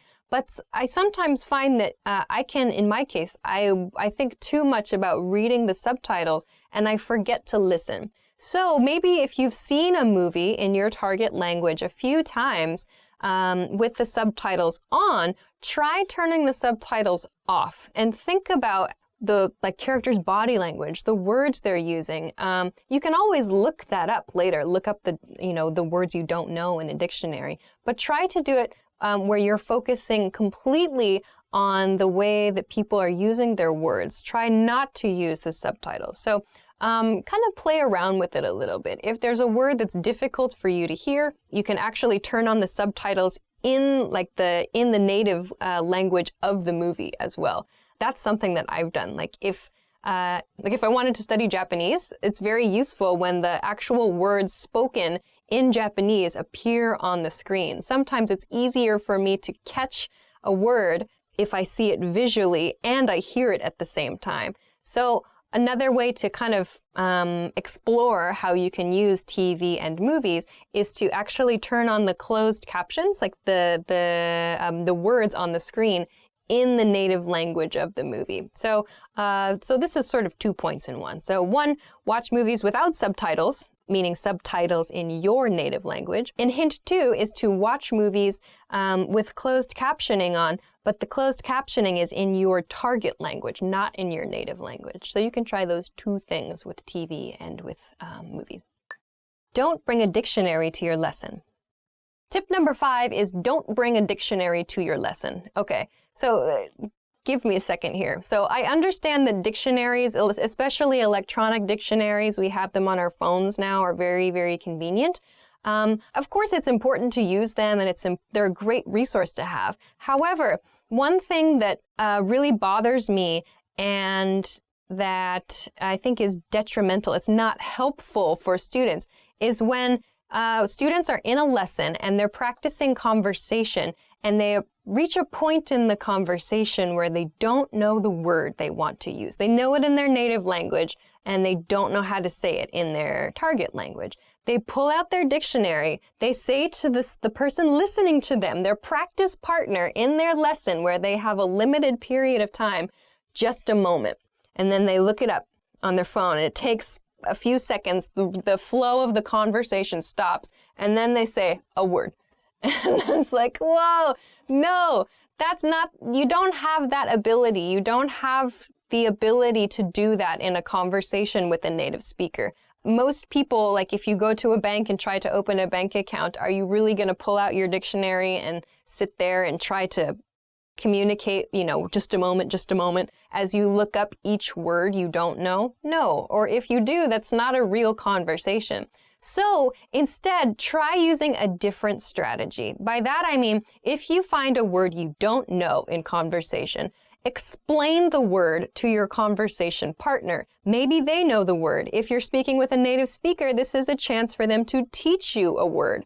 I find that when people take the time to teach me a word, I remember the word much better than just looking it up on my dictionary. So try to resist. Maybe you can bring a dictionary to your lesson, but don't use it or try not to use it in your conversation practice. It destroys the flow of a conversation. So instead, practice the skill of describing the vocabulary word you want to use and learn how to ask the meaning of a word or learn how to ask for a vocabulary word from your partner. So you can use an expression like, what's the word that means blah, blah, blah. Or, it's this thing that does this and this and this. So this is an opportunity for you to describe characteristics of something or find a different way. You can use your body language. You can use whatever. You have a lot of tools, but try not to use a dictionary in a conversation because it's not realistic. Train responses to common questions. Number 6 is a quick one, I think. Hint number 6 I have is just to train responses to common questions. Train responses to common questions. So for example, a very common question in English is, hey, how are you? You should know how to answer this question. Just have a default response. Hey, how are you? I'm good. If it takes you a long time to answer the question, hey, how are you? You need to practice. I think that's a pretty good indicator. So, for example, sometimes I ask students a question like that they haven't quite gotten the idea of how to respond just yet. They're not so quick at responding. I say, "Hey, how are you?" And they say, "Yes." And then they think and they go, I'm good. And it's like, that's a very common question. So think about just a default response that you can spit out, that you can quickly say. If it's, how was your weekend? Or, hey, what's up? Or what do you want to do for dinner tonight? Think about just a handful, meaning just a few responses to those questions and train them quickly. Just, how are you? I'm good. How are you? I'm okay. How are you? Not bad. There's 3. So it's just training responses to those questions. There's no reason to be surprised by a question like, how are you? That's a very common question. So for those common questions, train responses to that. We've got a bunch of videos, especially beginner level videos for some example responses you can do. So don't get stuck with these little questions. Just train a few responses, practice a few responses till they feel natural to you. It'll save you time and it'll help the person asking the question too to move forward in the conversation. Yay! Study with materials that don't provide a translation.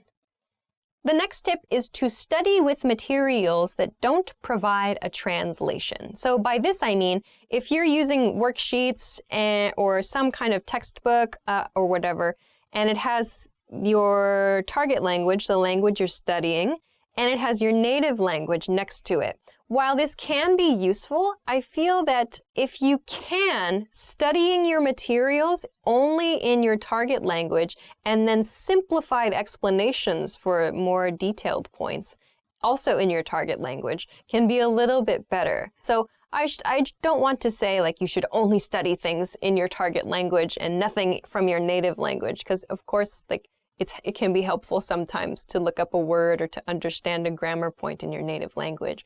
But where possible, if you can find something that provides simplified explanations in your target language, it can be really, really helpful because again, you're learning to think on like a simpler, on a more basic level about the language you're studying in the language that you're studying. So this can be really, really good. So finding some materials to use where there's no translation. Maybe you can practice, of course, with books and with written materials, but also with like video materials as well. So there are a variety of different ways that you can find materials in your target language, like in video and TV. So some things to think about there are the level of vocabulary words people are using in the media content you're watching, who the media content is intended for, children, young adults, the speed at which the speaker is talking. So like I have the ability to change the level of difficulty of videos based on the rate of speech, the vocabulary words that I use, and how many like idioms and things I use. So I could make a video very difficult. We could make a very difficult video series by leveling up our vocabulary use or by speaking very quickly. Or, as you might see in like our English in 3 Minutes series, we can also use very simple vocabulary and speak at a low rate of speech. So maybe right now this is a very intermediate level video. So please think about that. So not just for written materials, but also for your audio and visual materials. Think about who your audience is, the level of the material, and so on. It can be really fun. And it can be helpful to think about your target language in your target language. All right, we're almost done. Study phrases in addition to single vocabulary. The next tip is study phrases in addition to single vocabulary words. So yes, of course, vocabulary is important, but I find it personally very, very useful to look at how a vocabulary word is used in a phrase, because sometimes using it in a phrase helps you understand the nuance of that vocabulary word really, really well. So if like a word like crazy, for example, in English, depending on the situation where the word crazy is used, it could mean something different. It could mean like a person who is mentally confused or mixed up. It could also mean something really good. It could mean something really bad. So if we look only at the word crazy, it's quite difficult to understand really the meaning of the word. But if you look at the way the word is used in a phrase, you can get a lot more information. So take a look at the way people use words in phrases, not just as single vocabulary words. You can learn a lot more that way, I think. Do your daily activities in English where possible. The next tip is to do your daily activities in your target language. So if you're studying English, that means try to do some daily activities in English if possible. So this can be very, very boring stuff, but just think about it when you're doing the activity. So like right now, I'm filming a video for EnglishClass101.com, or I'm going to work, I'm cooking breakfast, I'm doing the laundry. What do I have to do tomorrow? So try thinking about your everyday life in English if you're studying English. Try thinking about your everyday activities, the people that you meet. What are you doing? So this is a way to help you practice your verbs. So if you don't know, if you're doing something at work and you're like, oh my gosh, how do I explain what's the verb for, a picture, like I want to blah, blah, blah, a picture. What's the word? You can check a dictionary at that point and go, it's draw. I need to use the verb draw for draw a picture. So you can find these little gaps in your everyday life, these little gaps in your knowledge, if you think about your everyday activities in your target language. If you don't think about it in your target language, you might not realize you have vocabulary gaps or phrase gaps here and there. So this is a really good and kind of funny, actually, way to study. Use a learner's dictionary for new words. The last tip is to use a learner's dictionary for new words. So in English, there are learner's dictionaries available in English. So my personal favorite is Merriam-Webster. Merriam-Webster is a fantastic dictionary resource. They're so interesting and they have tons of like historical information. I really do just sit and like read things on the dictionary page lately. It's true. But of course, there's a definition, there's a meaning for words, there are example sentences for words, but Merriam-Webster also has what's called a learner's dictionary. If you find a word that you don't recognize, you can check it in a dictionary, in a learner's dictionary, and it gives you a simple explanation in simple English of that word. So instead of checking it in your native language, you can check it in your target language. So again, this helps you to understand the word that you're focused on, but you understand it from the language you're studying, not from your native language. So using a learner's dictionary can be really, really useful as well. All right, so those are 10 tips. Those are 10 tips to help you stop translating in your head. I know it's very difficult, but it takes time and it takes practice, and I hope that these are a few strategies that can help you as you study any language. Of course, this is an English language channel, an English language learning channel, but I think these tips are pretty good for learning just about any language, really. So I hope those are useful for you. If you have tried these strategies, or if you have any other comments or other tips, please let us know in the comment section below this video. If you liked this video, please make sure to hit the thumbs up, share this video, and subscribe to our channel too. Check us out at EnglishClass101.com for more good stuff as well. Thanks very much for watching this episode of Top Words, and I will see you again soon. Bye!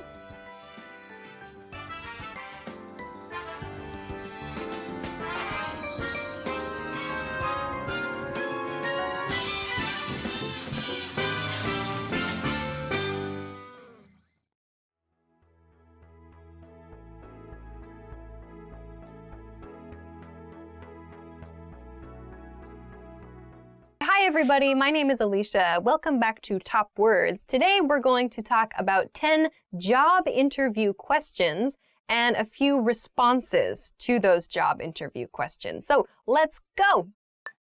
Tell me a little about yourself. Statement number 1 is tell me a little about yourself, or tell me a little bit about yourself. This is a very common interview introduction question, or the first question in an interview. Tell me about yourself is just an open question. Please share, or basically introduce yourself. This usually means you should share what you studied in college, your work experience, any like personal projects you've tried to do or have successfully done, other experience you think is relevant. So this is an invitation for you to give like a general introduction about yourself. In an example sentence, well, I got my bachelor's degree in biochemistry. How did you hear about the position? How did you hear about the position? How did you hear about the position? This question means how did you learn about this job that you are interviewing for? How did you find this job opening? So how did you hear about the position?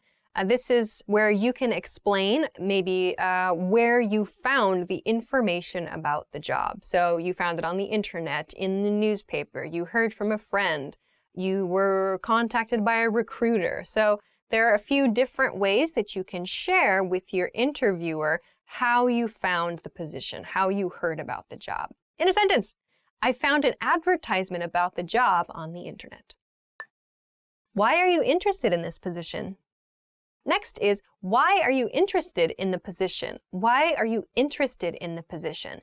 This is your chance to explain why you want this job. Why are you interested in this position? So usually you should not say for the money or because this is a really, I don't know, there are a lot of attractive people at this company. I don't know. You should say something in response to this question about your career goals, or maybe something specific about the company that you like, or something very specific about the job that is available there and how you feel your skills are a match for that job. So explain why you're interested in that position, the reason you decided to apply for that job. In a sentence, I think I'm a good fit for the company and its goals. Why should we hire you? The next interview question is, why should we hire you? Why should we hire you? So this is your opportunity to explain why you feel you are the best candidate for the job. So if you have any special qualifications, you have certifications, you have specific experience, you have a specific goal in mind, this is the kind of question you can share that information in response to. Why should we hire you? Because I can speak 6 different languages and I know how to create a website in 10 minutes. I don't know. So if you have some kind of special qualifications, you can share those qualifications in response to this question. In another example sentence, I'm a goal-oriented person who likes to work at a fast pace. What do you consider your strengths and weaknesses? The next question is a common question. What do you consider your strengths and weaknesses? What do you consider your strengths and weaknesses? Or what are your strengths and weaknesses? So strengths means strong points, things you are good at. Weaknesses is your weak points, things you are not very good at. So you should be honest to a degree, but be careful. So this should be in a professional setting. Keep that in mind. It's a professional setting. If you want to talk about your weaknesses, don't say like, I eat too much chocolate, or don't say like, I love sleeping, or whatever. Talk about your professional strengths and your professional weaknesses. And also with your weaknesses, it would be a good idea to talk about how you improve those weaknesses, or how you work with your team members or work in a company to try to reduce the effect of those weaknesses. So for example, I'm very detail-oriented, but I often take on too much at one time. So like in my case, that's the case. Like I'm very detail-oriented, but I often take on too much. So do too many things at one time. So I could explain, okay, so I'm very detail-oriented, but if I'm trying to take on too much, maybe I say I communicate with my coworkers about what should be prioritized, and that helps me organize my time better. So when you introduce your weakness, talk about the ways you try to reduce the effect of that weakness. That can be one technique. So your good points and your bad points in this question. Tell me about a time when you overcame a challenge at work. Some interviewers may ask this question. Tell me about a time when you overcame a challenge at work. So it's not really a question. They're asking you to tell a story. So tell me about a time when you overcame a challenge at work. So they want to hear an example from your professional experience about how you solved a problem. What did you do to solve a problem at work? They want to know what kind of problem it was and how you approached the problem and the result of that problem. So you could say, for example, our company party was scheduled for the day before Christmas, but the restaurant exploded and I had to find a new place to have the party. I don't know. That's not, of course, a crazy example, but giving your employer an idea of how you solve problems and maybe the kind of mental state you have when you solve the problems can be helpful in making a hiring decision. So, in an example, when I was having trouble communicating with a client, I reached out to a coworker for support. What are your career goals? The next question is, what are your career goals? Your career goals. So not necessarily in this company, but in your career overall. In the interview, it's probably a good idea to include the company where you are currently interviewing in your career goals. But keep in mind, like, you should be explaining a goal, or you should be sharing a goal that is in line with the company's work. So if your goal is to open a cupcake shop, but you're interviewing for like an IT job where you're going to be like, I don't know, installing Windows 10 on people's computers. Maybe this doesn't really match. So make sure that your career goal and the job you're interviewing for align. Those two should be kind of aligned. It'll help your interviewer and it will help you, I think. So in an example sentence, I want to create a global advertising campaign strategy. So maybe you're interviewing for a marketing job, for example. You could say that's your career goal. I would love to design a global marketing campaign strategy, for example. Where do you see yourself in 5 years? The next question, a very common one, where do you see yourself in 5 years? Where do you see yourself in 5 years? This question means after 5 years, 5 years from this point in time, what is your vision for you? What is your vision of yourself professionally? So what do you want to have achieved after 5 years? So a good tip for this question is to explain where you will be having made contributions to the company where you are interviewing. So if I'm interviewing at Apple and Apple says, where do you see yourself in 5 years, Alicia? And I say, I see myself at Microsoft. Like that sounds really bad. So try to share your goals for yourself in a 5-year period, but again, try to align them with the company where you're interviewing and explain like how you plan to contribute to the company and develop yourself professionally. That can be a really good way to answer this question. For example, I see myself in a managerial position in this company, working on multiple projects for multiple markets. Ooh. Why do you want to work here? The next question is, why do you want to work here? Why do you want to work here? So similar to why are you interested in this position? That one's like, that question is very much about this job in particular.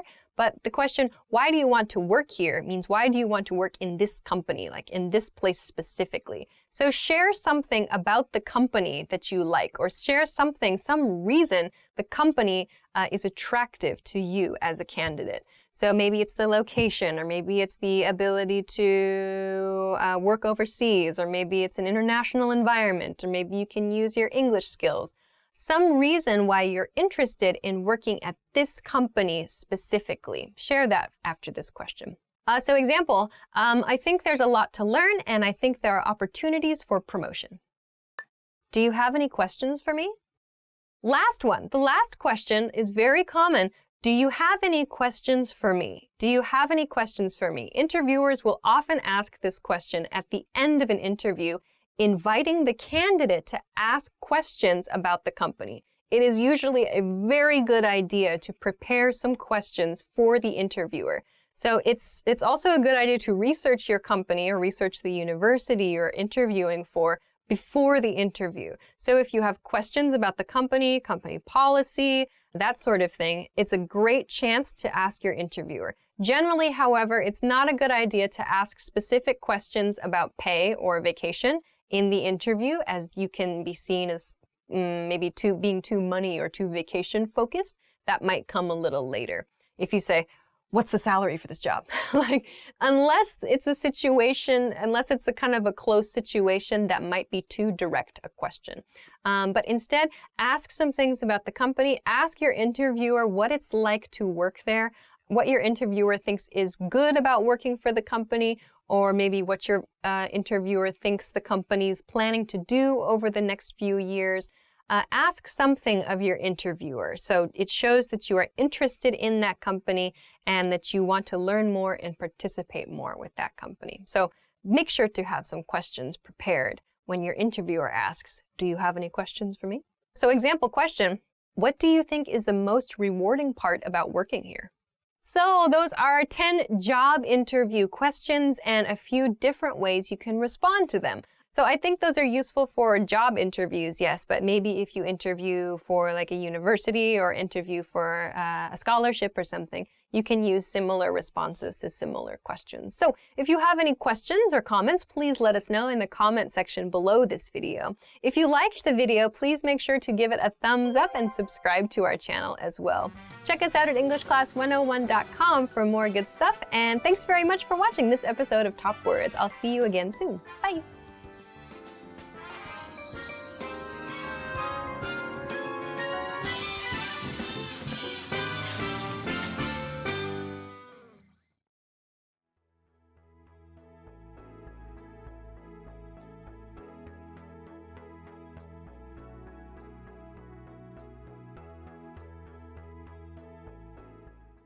Hi everybody, my name is Alicia, and today we're going to be talking about the top 25 English phrases. So let's get started.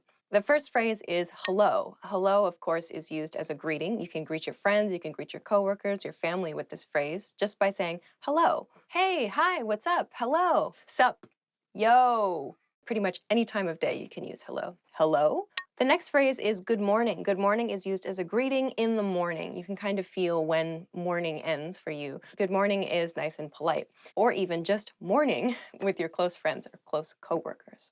The next phrase is good night. Good night is fine. We don't use this to greet other people. We use it when we're saying goodbye to other people at night. Family members, particularly mothers and fathers, to say good night to their children before they put them to bed. You can say it to your friend in a text message or in an email if you've been talking for a while. Good night. So the next word to talk about is goodbye. Use it when you say goodbye to your friends, when you leave your friends. Goodbye. Bye, of course. Take care. Have a nice day. Peace out. That's another way to say goodbye.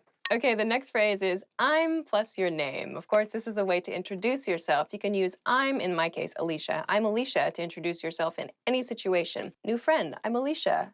Okay, the next phrase is what's your name? What's your name is used to ask someone else what their name is. So, what is your name sounds a bit, try to use what's your name. If you forget someone's name, you can say sorry, what's your name? Or sorry, what's your name again? Next phrase is nice to meet you. Nice to meet you anytime you meet someone new. Nice to meet you is fine. Good to meet you is a little more casual. Great to meet you sounds very excited. Pleasure to meet you sounds like maybe a formal situation or a business context. Okay, the next phrase is how are you? How are you it's just a friendly way to check in with the other person. You can use it with friends, your family, your coworkers, maybe even your boss to a certain degree. How are ya? How you doing? The next phrase is I'm fine, thanks. And you? If you saw English in 3 minutes, we talked a lot about this phrase. Instead of I'm fine, thank you, and you, say I'm good, thanks. How are you? Just shorten it, make it a little bit more natural. How are you? Good. How are you? Great. How are you? Not so good. How are you? Okay. And so on. So when someone says, how are you? I usually say, I'm good. This week, I blah, blah, blah. Give some information about what you've been up to. Maybe a hobby, something that you did recently, an event, something interesting you saw, whatever. People want to make that connection with you, and it's a good chance for you to continue speaking. The next word is please. Please is a polite phrase used when you want something from someone else. You can use this as a response when someone offers you something, like in a restaurant, for example. Would you like more water? Would you like something to drink? Oh, please. The next phrase is thank you. Thank you is used to express your appreciation. You can use thank you with everybody. The next phrase is you're welcome. You're welcome. When someone says thank you, you can say you're welcome. No biggie. I use no biggie as in no biggie is short for no big problem. The next word is yes. Yes, of course. Yes means is any positive expression. Someone asks you a question and the answer is a positive answer. You say yes, yep, uh-huh, yeah. Oui. No. Next, I'm guessing I know it. Yep. The next word is no. No is a negative response to something when you have to give a negative answer. So as you can probably guess, the long form of no is negative. I like to use nope. It's very, very casual. Not gonna happen. My parents would use that with me. To soften that a little bit, if you want to show a negative response to something, like let's go out for dinner tonight. What do you want to do? Like, do you want to go out? Not really. No, I don't think so, to soften it. The next word is okay, okay. This word comes from copy editors. Okay, when they had to check a manuscript, they had to label the manuscript all clear, AC, but because they were copy editors and they have a very, very sick sense of humor, they thought they would mark it okay for all clear to make a joke because O and K do not start all and clear, but it caught on among everybody in the world. Anyway, okay is used to agree with somebody else. Well, it can be used actually to express a positive or kind of a slight negative, I feel. Transitioning in your conversation, you can say, okay, now we're going to talk about blah, blah, blah. Okay, the next phrase is excuse me. Excuse me, it's used to get someone's attention in English when you don't know the other person. For example, in a store, a supermarket, maybe a stranger on the street, you need to ask directions. You can use excuse me. You can use excuse me in the supermarket. Excuse me, can you tell me where the hot sauce is? If you've done something rude in public, you can use excuse me. I personally do not do rude things in public ever. I'm sorry is the next word we're going to talk about. I'm sorry is used to apologize. When you have made a mistake or someone you know has made a mistake and you're connected to it, or you just feel bad, you can use I'm sorry. You made a mistake at work. I'm sorry. You forgot to feed your cat. I'm sorry.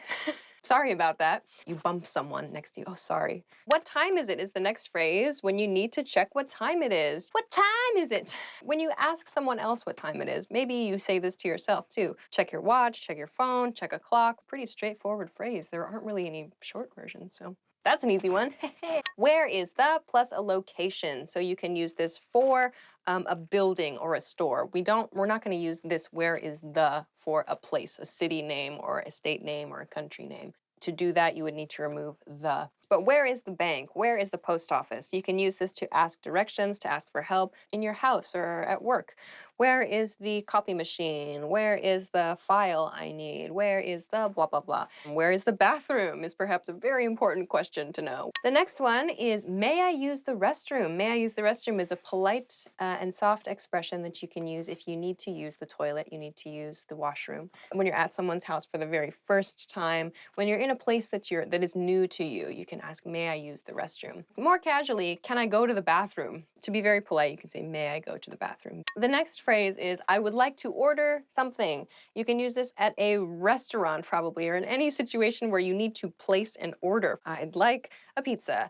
I'd like a beer. Can I get the check, please? This will be used at a restaurant. When you've finished your meal and it's time to go, can I get the check, please?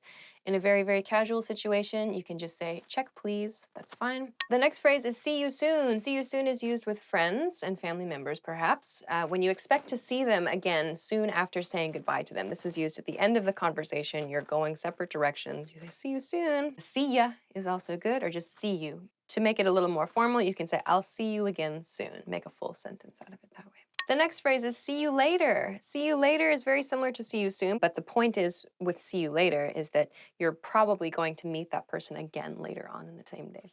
The last phrase is really. Really is a very useful word because you can use it to show you are interested in a conversation with upward intonation. Really, really, tell me more. Or to show that you're not so interested in the conversation with downward intonation. Really. So there are many other words that you can use similar to really in this way, like seriously or oh, and so on. So it's a really good practice for your intonation. So those are 25 very common words and phrases in English. If you liked this video, if you like this topic, please subscribe. I'm sure there'll be a button here somewhere or a button here, wherever. But please be sure to subscribe to our channel because we're going to be doing more videos like this, and we already have more videos like this, so please be sure to check them out. Thanks very much for watching, and we'll see you again soon. Bye. Really? Oh, interesting. Okay, I see. Great, fantastic, unbelievable. Gratitude, subjects. What do we have for dinner tonight? Pizza? Affirmative. I'll riff on that. I am Chris Hardwick.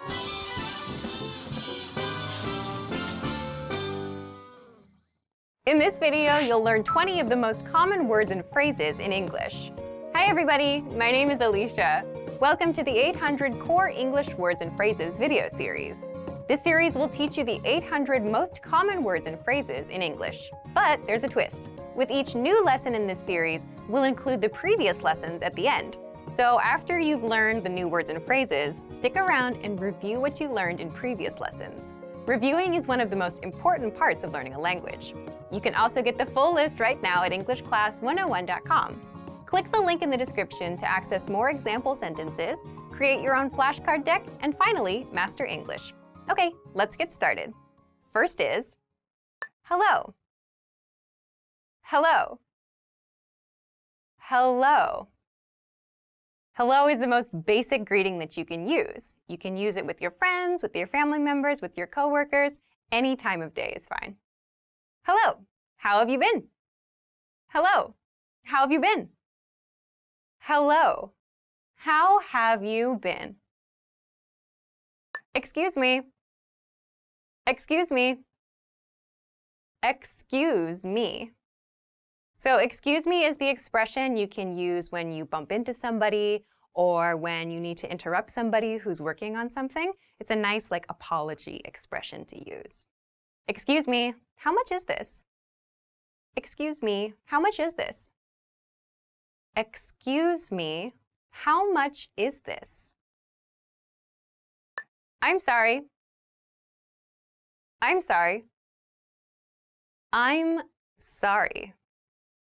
So we use I'm sorry in cases where we make a mistake. So I did something wrong or I did something bad. I use I'm sorry to apologize. I'm sorry, it was a typo. I'm sorry, it was a typo. I'm sorry, it was a typo. Good night. Good night. Good night. So good night is the expression we use at the end of the day when we want to say goodbye to someone or when we want to wish our family members a good night of sleep. Good night, Grandma. Good night, Grandma. Good night, Grandma. Nice to meet you. Nice to meet you. Nice to meet you. So nice to meet you is the expression we use the first time we meet someone. We don't use this like the second or the third time we see someone, only for the first time. Please come in. Nice to meet you. Please come in. Nice to meet you. Please come in. Nice to meet you. How are you? How are you? How are you? So how are you is used as a very general greeting. When we see our coworker for the first time or we see a classmate for the first time, we ask, how are you? Meaning, what's your condition right now? It's been a long time. How are you? It's been a long time. How are you? It's been a long time. How are you? Yes. Yes. Yes. So yes is the word we use to agree with something or to show we think something is good or correct. You can use yes in any of those cases. Yes, this one please. Yes, this one please. Yes, this one please. No. No. No. So no is the opposite of yes. We use it when we want to disagree or show that we think something is not good or is maybe not the best option. No, I haven't eaten yet. No, I haven't eaten yet. No, I haven't eaten yet. Thank you. Thank you. Thank you. So thank you is used to express your appreciation for something. You can use this after you receive a gift or someone does something for you. Thank you very much for the invitation. Thank you very much for the invitation. Thank you very much for the invitation. I'm.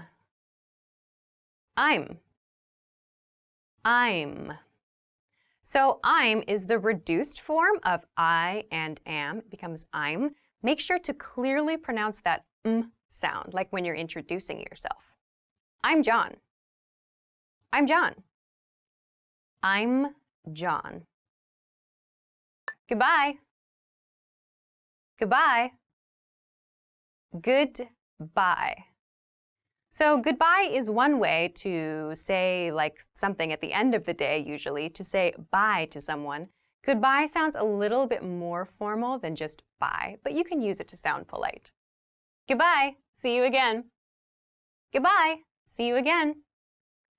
Goodbye. See you again. Bad. Bad. Bad. Okay, so bad is a word that means not good. You can use it to describe something you don't like or that you think is inappropriate. Be careful of bad people. Be careful of bad people. Be careful of bad people. Good. Good. Good. So good is the opposite of bad. You can use it when you want to express that you like something or that you think something is positive. My teacher is a good person. My teacher's a good person. My teacher is a good person. Pretty. Pretty. Pretty. So pretty is used to describe someone or something's physical appearance, something that we think is beautiful. I have a pretty girlfriend. I have a pretty girlfriend. I have a pretty girlfriend. Ugly. Ugly. Ugly. So ugly is the opposite of pretty. We use this word to describe something that we think is not pleasing or is unpleasant. Ugly face. Ugly face. Ugly face. Easy. Easy. Easy. So easy is used to talk about something that is not difficult. It's maybe something that's simple to do. Easy exam. Easy exam. Easy exam. Difficult. Difficult.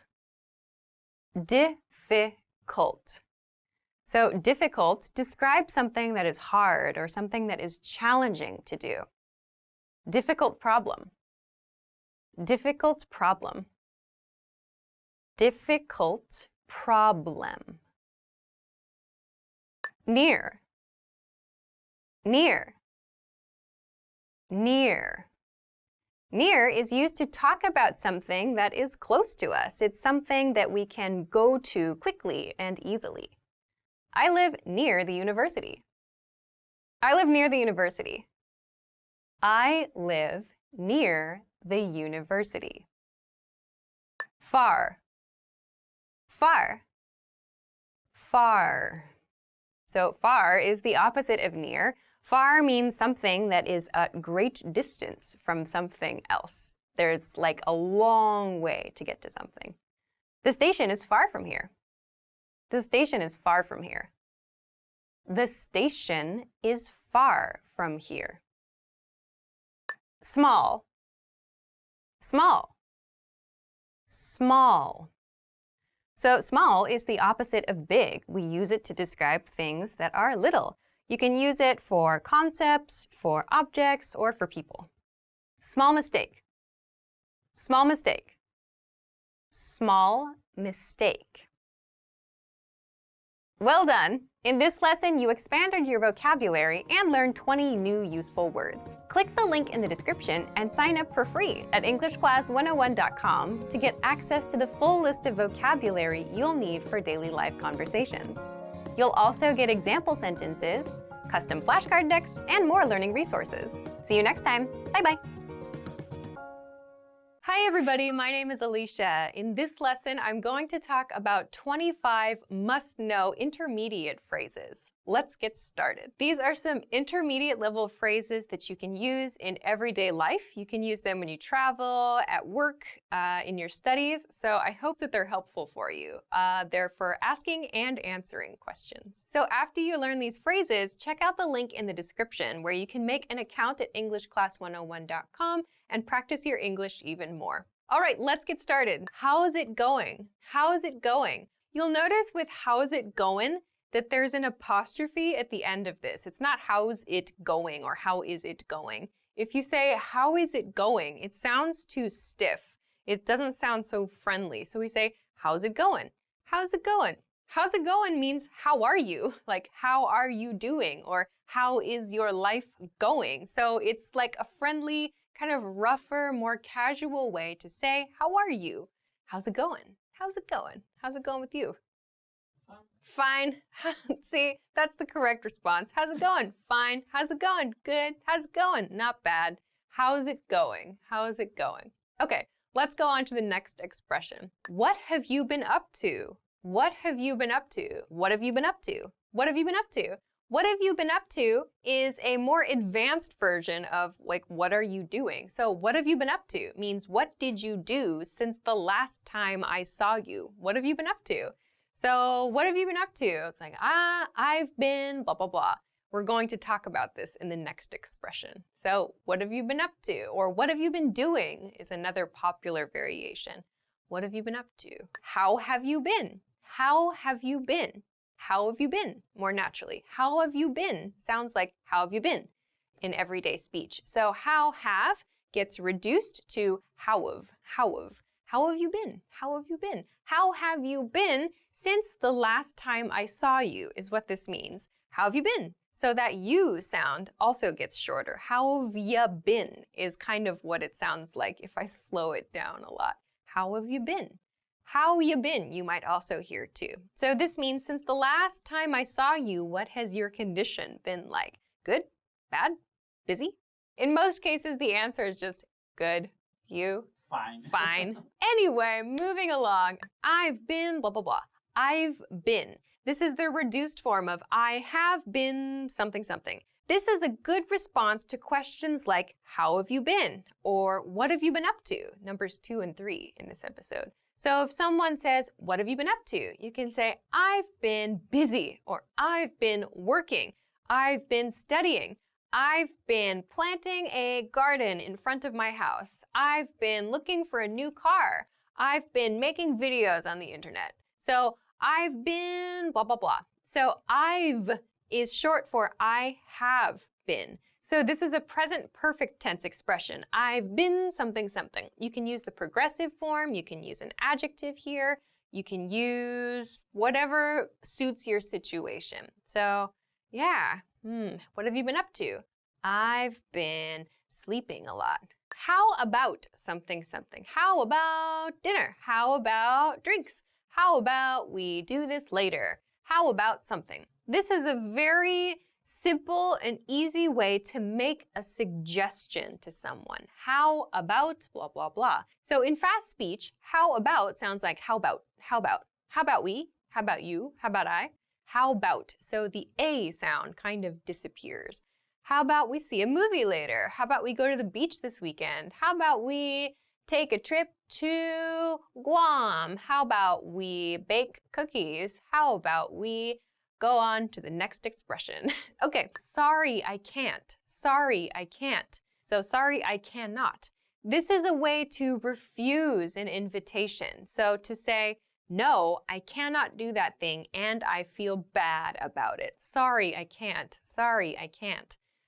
So like, sorry, I can't, you can add like the thing you are refusing if you like. You could say, sorry, I can't go to the beach with you this weekend. Or sorry, I can't meet you for dinner tonight. I have to work late. Sorry, I can't help you make your treehouse. I broke my leg. That was very specific. Sorry, I can't cook dinner tonight because I don't know how to cook. When you want to refuse and you maybe don't want to give specific reasons, you can say, sorry, I can't. I used this recently. Sorry, I can't go.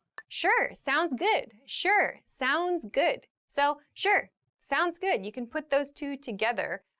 Sure means yes. Sounds good means like your idea seems to be a good thing. Like I'm hearing your idea. It sounds like a nice idea. So this is a good way to accept an invitation. Sure, sounds good. Or sounds nice, sounds great, sounds awesome, sounds cool, sounds fantastic. You can change your adjective there if you like. Sure, sounds rad. Do you want to something, something? Do you want to something, something? Do you want to plus an activity? Like, do you want to get dinner? Do you want to go for drinks? Do you want to ride bikes? Do you want to make videos for the internet? Do you want to study English with me? Do you want to, I don't know, do you want to get a Charizard tattoo? Already has one. Do you want to is a friendly and easy way to make an invitation for some kind of activity. When we say this expression, we kind of put the sounds together. So not do you want to, but do you wanna, do you wanna, do you wanna, do you wanna. So it's, you can imagine, it's like D''Y''A, W-A-N-N-A. Do you wanna? Do you wanna? Not do you want to, but do you wanna? Do you wanna go to the next one? I do. What do you call this? What do you call this? So when you don't know the vocabulary word for something, or you just forget it, you can use this expression. What do you call this? So again, that do you becomes reduced. Do you becomes dia. What do you call this? So to call something is like to name something. What is the name you use for this thing? So what do you call this? Like, what do you call this? What do you call that? What do you call these? What do you call this? So you can use that when you don't know the word for something, when you find something new as well. How do I get to location? How do I get to? So how do I get to, for example, the station? How do I get to this hotel? Means what is the path I should take to arrive at that destination? How do I get to the beach from here? How do I get to my house from here? Or how do I get to the bar from here? How do I get to work from here? So how do I get to is a much more natural way to ask for directions to someplace. So don't use how do I go or how do I travel, I guess, but how do I get to a location? And don't forget your to. Also, remember, we use that preposition to before the specific place name. So a problem that I hear a lot is how do I go to there? So we don't use to before there because there is not a specific place. How do I get to the station? A station is a specific place, or a hotel is a specific place. There is not a specific place, so we cannot use to with there. So how do I get there? It's fine, no to. How do you get to the next one? By scrolling down on the iPad. All right, let's go to the next one. Have a nice evening. Have a nice evening. Have a nice evening is a way to say goodbye at the end of the day. Many learners use good night at the end of the day, like with coworkers or maybe leaving a restaurant, like good night. We use good night when we're like saying goodbye to our kids or like when we're actually in bed, like with a spouse or like your partner, or maybe you say it to your children or something like that, good night, just before you go to sleep. When you want to say goodbye at the end of the day, use have a nice evening, have a good evening. That's a much more like natural and polite way to say goodbye at the end of the day. Have a nice evening. Have a good one, have a good one, have a good one. Have a good one means have a good day. So one here means day. Have a good day or have a good time or like have a good experience until I see you again. Have a good one or have a nice one. I think have a good one is probably the most common. Have a good one.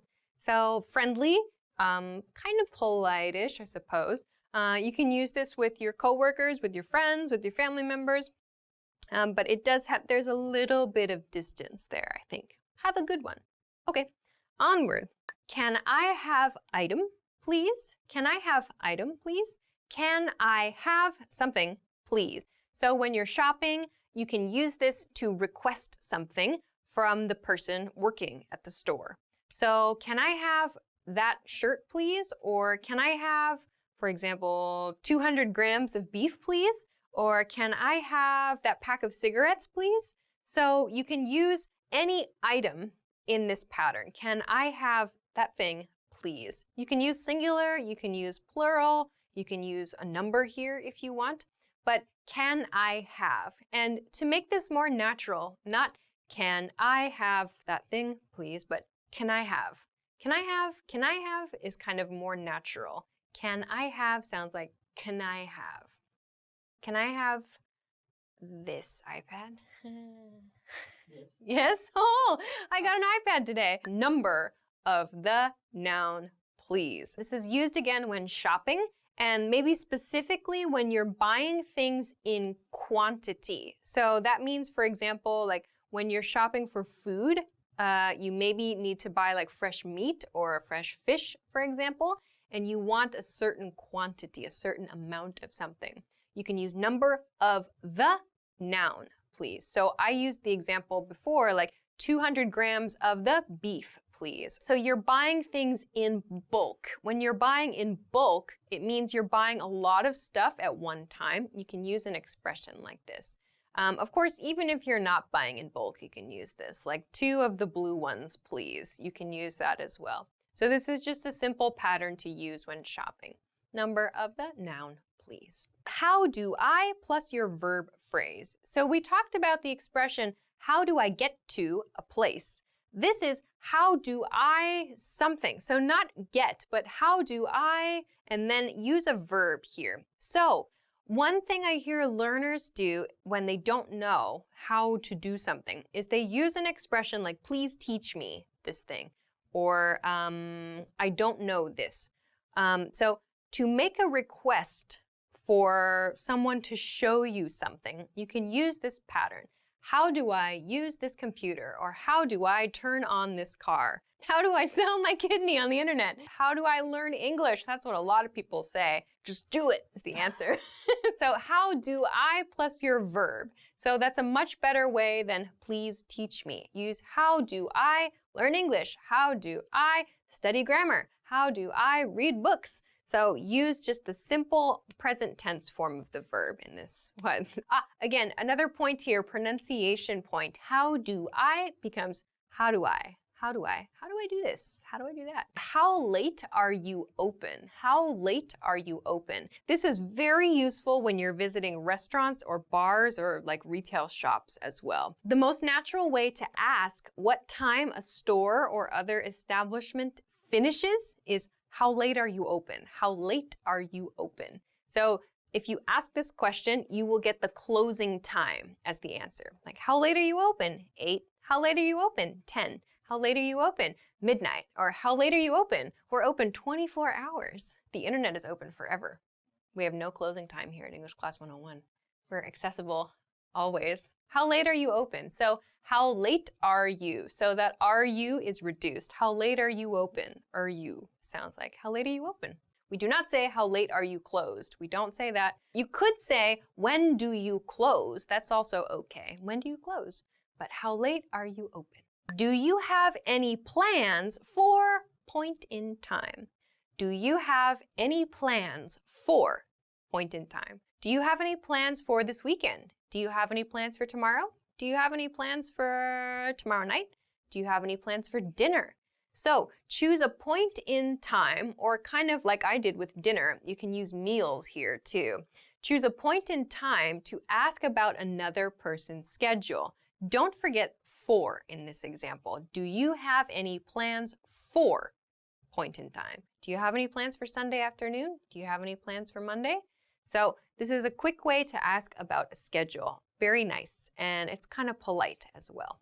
Okay, on to the next one. My body part hurts. My body part hurts. This is an important and natural expression to use when you are not feeling well. So instead of like, I have a pain in my arm or something, or I have a pain somewhere, I hear many learners use that pattern. Instead, use my plus your body part hurts. For example, my arm hurts, my head hurts, my finger hurts, my stomach hurts, my back hurts, my face hurts. Because I got punched in it this morning. It's not true. Have you ever punched yourself in the face? Myself? Yeah, I did it once and I'm never gonna forget it. Probably yes. Yeah, I was trying to pull like the blankets up. It was like 6 in the morning. It was cold, it was winter. I tried to pull the blankets up and my blanket was kind of like shiny and slick, and I was like half awake and I was like, bam! So my body part hurts. My body part hurts. That's the quickest way to explain that you do not feel well in some way. My body part hurts. Don't forget that S. My body part hurts. My eyeball hurts. That's not something we would say. My ear hurts. My throat hurts. How much is this? How much is this? This is a cost-related expression when you are shopping. How much is this? How much is that? You probably don't need to use this so much because in most cases the price is clearly written in stores. But every once in a while you do need to ask, or you need to like talk to someone about a price in a conversation. So how much is this? Or how much is that? You can change that. Of course, you can use the plural here. How much are these? How much are those? In present tense. And you can also ask about past tense information. How much was that? For example, how much was your car? Or how much was this apartment? Or how much were those donuts? This is a very important question. How much did your sandwich cost? You could ask that as well. How much does something cost is another expression you can use. But yeah, how much did your sandwich cost? It looks good. Or how much for a dozen burgers to be sent to my office tomorrow at 1 o'clock? What did you say? What did you say? Native speakers use this all the time. You can use this too. Please, it's important, probably more important for you to use this expression, and don't feel bad about it. What did you say? Naturally, what did you say? What did you say? What did you say is a question about the thing the other person in the conversation just said. Like you couldn't catch it, or you think you misheard something, or maybe you didn't understand something they said. What did you say? It's a little more polite than just, what? So, what did you say? Yeah, anytime you need to confirm something that someone else said, you can use, what did you say? Try to use a nice intonation with this also. What did you say? What does that mean? What does that mean? And native speakers use this too. Like we don't understand everything. Like sometimes everybody needs an explanation. So what does that mean is a great way to ask for it. What does that mean in fast speech is, what does that mean? What does that mean? So the TH in that becomes like a S or a Z sound. What does that mean? So it connects to that Z sound in does. What does that mean? What does that mean? So what does that mean? It's like you don't understand something that's written, or maybe you don't understand the implications. Implications means like the background information of a situation. So what does that mean? Or you don't understand something someone else said, but they're gone. So you can't say, what did you say? You ask someone else, what does that mean? What that person just said, what does that mean? So what does that mean is another really important expression for learners especially. I don't feel so good. I don't feel so good. So if you don't want to specifically say like my stomach hurts or my arm hurts or my head hurts, you can say, I don't feel so good. So this tends to be used more for like stomach problems. So I don't feel so good. I ate a huge lunch. I don't feel so good. Or maybe you ate something bad. Ooh, I don't feel so good. We often use I don't feel so good when we actually feel very bad very suddenly. Like in the examples I mentioned, when we eat something and our body is not happy with it and we suddenly feel sick, we might use the expression, I don't feel so good. I need to go home. So you can use this to talk about like a sudden and unpleasant feeling in your body. I don't feel so good. I need to go to location. I need to go to location. I need to go to location is useful for talking about errands. So errands is like small tasks you need to do throughout the day. We also use this expression when we need to visit the restroom urgently. So you can say, I need to go to the restroom. That's great. That's a very natural and polite way to talk about visiting the restroom. Otherwise, when you're talking about your daily tasks, you can say, I need to go to the bank. I need to go to the store. I need to go to the car wash. I need to go to the pet sitter and pick up my neighbor's poodle. What? That was very specific. So you can talk about your responsibilities with need to. Yes, you can substitute have to here. I have to go to the bank. I have to go to the store. Keep in mind also, when you want to use the negative form, I don't have to or I don't need to, you can, but make sure you use it with something you don't have a responsibility to do. I hear lots of learners use expressions like, I don't have to go to the bar today, for example. Like if going to a bar is part of your regular responsibilities, like you work at a bar or like part of your business is at a bar, fine. But if it's just something you occasionally do, it sounds really unnatural to use, I don't have to go to the bar today. So we use this in the negative form for things we can naturally and reasonably be expected to have responsibility to do. So Keep that in mind when you use the negative form. Okay, onward. I have to. So my previous one was I need to go to a place. If you want to just talk in general about responsibilities, you can use I have to. I have to get up early in the morning. I have to study for my tests. I have to think of a new hairstyle for my cat. Yesterday I had to, past tense, I had to buy new clothes because my director was making fun of me for wearing shirts that they were falling apart on camera, because that's how much I love shopping. Yeah. So past tense, I had to buy new clothes yesterday, or I had to go out in the rain yesterday. So again, I had some responsibility to do that. So past tense, had to. When are we leaving? When are we leaving? I included this here because it's a common question, surprisingly, like when are we leaving? Not when do we go? That's one that I hear sometimes, like when do we go, or when we go, or something like that. Don't use those. Oh, sorry, Mr. iPad. The question is, when are we leaving? So we use this when we're at an event. We're at a party, we're maybe at work, whatever. You're going somewhere else with another person or with a group. When are we leaving? When are we leaving this place, in other words? So natural pronunciation, when are we leaving? When are we leaving becomes when are we leaving? Okay, so those are 25 must-know intermediate phrases. I hope that those are helpful for you.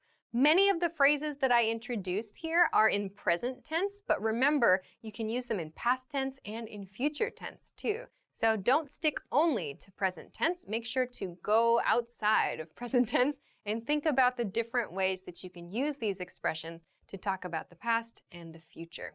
Okay, so that's everything for this lesson. Thanks very much for watching. Please make sure to click on the link in the description to learn more English at EnglishClass101.com. Also, if you liked the video, please don't forget to give it a thumbs up and subscribe to our channel if you have not already. Thanks very much for watching this lesson, and I will see you again soon. Bye-bye. Stevens.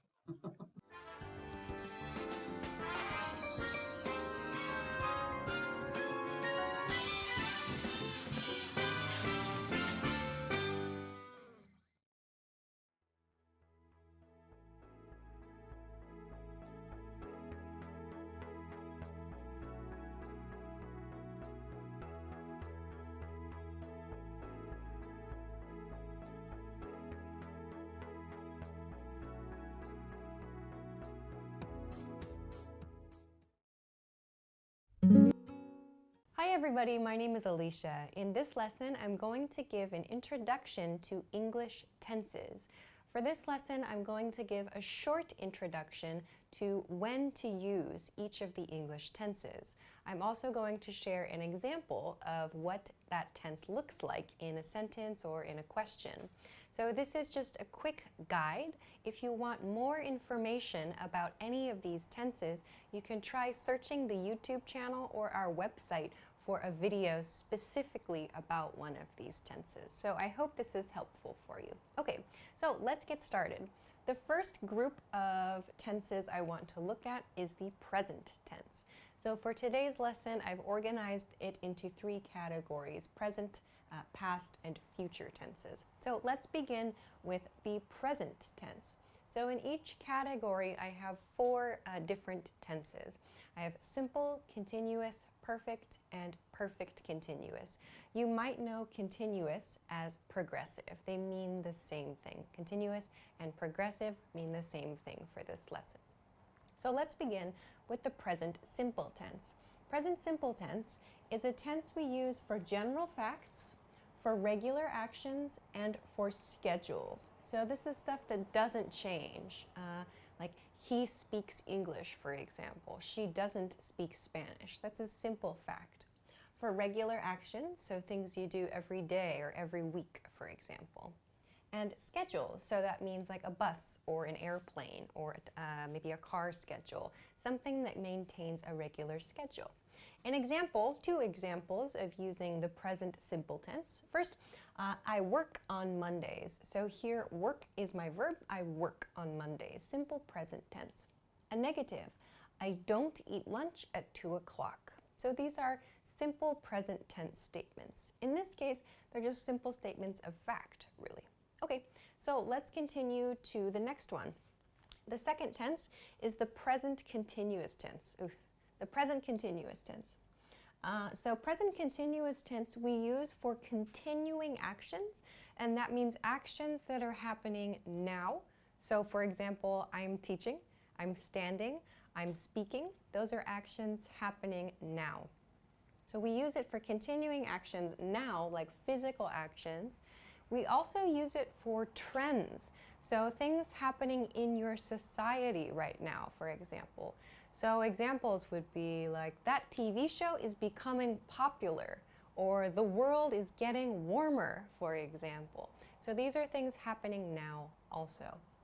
We can use it for one-time actions as well, and this relates a little bit to future tense, which I'm going to talk about later too. But something happening just one time in the future, we can use the continuous form to describe that. So for example, I'm working this Saturday. So sometimes students ask, what's the difference? Why is it I'm working this Saturday and not I work this Saturday? Remember, we talked about the present simple tense. We use that for regular actions, for general facts.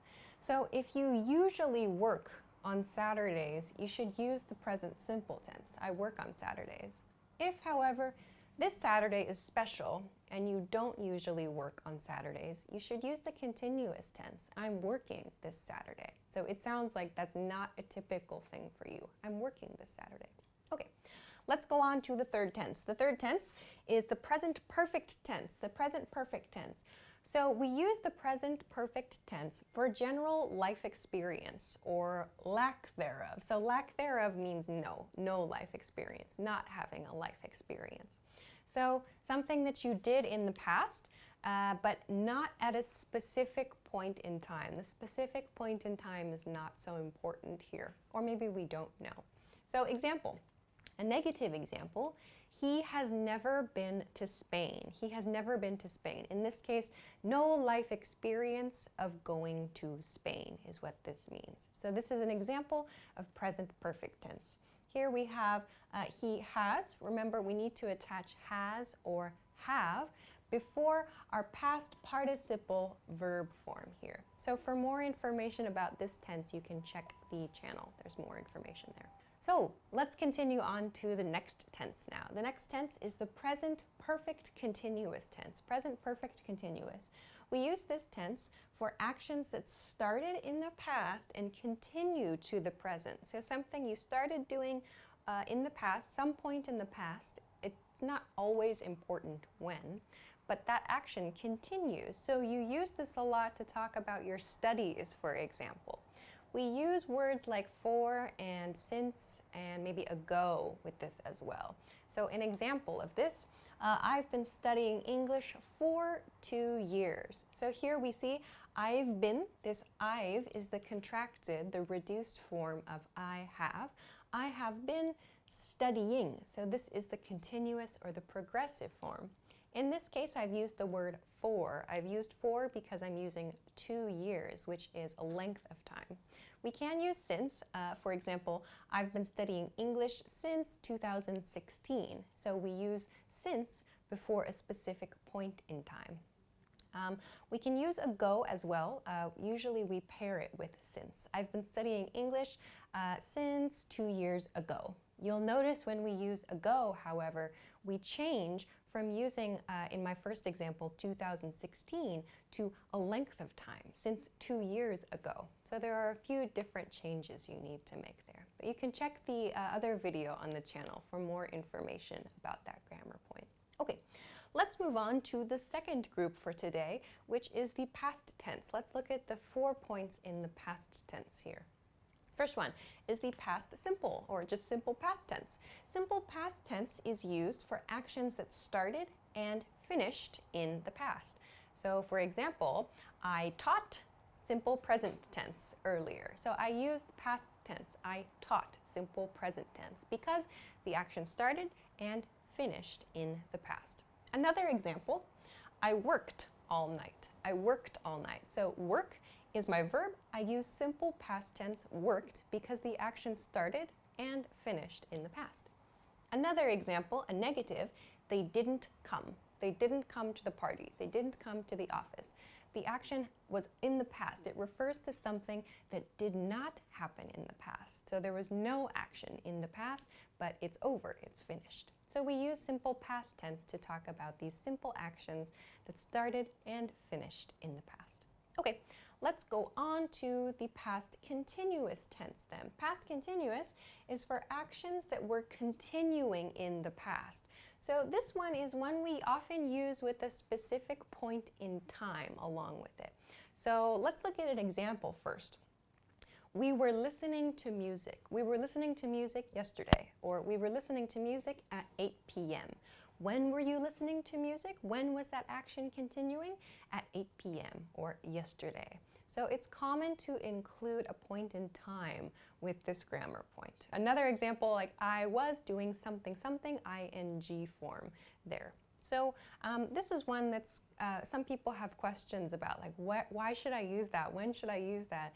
It's typically used in response to someone's question, like what were you doing last night, for example, or what were you doing this morning? So you want to know someone's activities at a specific point in time. You can use this grammar point to respond to that question. Okay, let's move along to the past perfect tense, our next one. Past perfect tense is for actions that were completed or not completed at a non-specific point in the past, at a non-specific point in the past. So this one is kind of difficult, and it's perhaps not used quite so much in everyday conversation. This is used a bit more in writing. This is a grammar point that's especially helpful when we want to show kind of a timeline in our writing. To show that an action happened before another action in the past, we can use the past perfect tense. So here's a couple of examples. First one, they hadn't departed yet. So here, hadn't is the reduced form of had not. They hadn't departed yet. And I had taken my lunch break. So we would use sentences like these if we're telling a story. So we're telling a story about the past, and we want to show that one action happened before another action. When we want to talk about the earlier action, so the thing that happened earlier, like more in the past, we use the past perfect tense. Then we can use the simple past tense to explain the action that happened closer to the present. So for example, I had taken my lunch break when I saw the delivery man came, or something like that. So you can see my second point there. That's kind of a strange example, but you see that my second point there uses the simple past tense. I saw the delivery man came. So I had taken my lunch break further in the past when I saw the delivery man came. So that's simple past tense. So this is probably more common in writing, but it is used in speaking as well too. So this is what we use past perfect tense to do. Okay, let's move on then to another challenging point, past perfect continuous tense. Past perfect continuous. These are sentences or questions for actions that started in the past and continued to like an unspecified point in the past. So the action has finished as well. That's a key difference with the present perfect continuous. With present perfect continuous, the action is happening now still. That behavior still continues. Key point though with past perfect continuous is that the action started at some point in the past and then continued and finished as well, but at some unspecified point. So maybe we don't know exactly when the action finished, but it's done, it's complete. So let's look at an example. They had been waiting since 3 p.m. So here, they had been waiting. This shows us that there was some waiting period. So the waiting started at 3 p.m. and the waiting continued and continued and continued. We don't know when the waiting finished, but this grammar point shows us that the waiting has finished. We're finished waiting. That's done. We wanted to talk only about this period of time the people were waiting in the past. So this is the grammar point that we use to talk about things that were happening over a period of time in the past and then finished. So this is something, again, we use when telling stories. We're showing a sequence of events, actually. Okay, let's move along then to the last group for today's lesson, the future tense. Future tense. Let's start with the future simple tense. Future simple tense. This is for actions that are planned or unplanned for the future. There are actually a lot of different things we can do to make the future simple tense. Some very common ways of making future simple are through using will and won't, and going to and not going to. And earlier in this lesson, I mentioned using the continuous tense, the present continuous tense, the ing form of a verb, to make statements about the future also. So there are many ways to make simple future statements. Let's look at a couple of examples. First, I'll have a glass of wine. This uses will, I'll. I'll is the reduced form of I will have a glass of wine. That's a future statement. Also, he's going to cook dinner. In this one, I've used going to express that. So these are just simple things about planned or perhaps unplanned. Like he's not going to cook dinner would be an unplanned action in the future, or something that's not going to happen in the future, rather. Okay, so let's go on to the future continuous tense now. Future continuous tense, this is for actions you think will or will not be continuing in the future. Something you think will be continuously happening in the future. Let's look at an example. I'm not going to be working at company A. I'm not going to be working at company A. So here you can see we have going to. I'm not going to.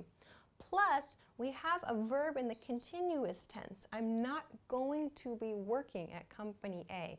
Meaning, in other words, I'm not going to have a job at company A, or I'm not going to continue my position at company A in the future. That's my thought now in the present about the future. So at that time in the future, like in 1 year, for example, I will not be working at that company, or I'm not going to be working at company A.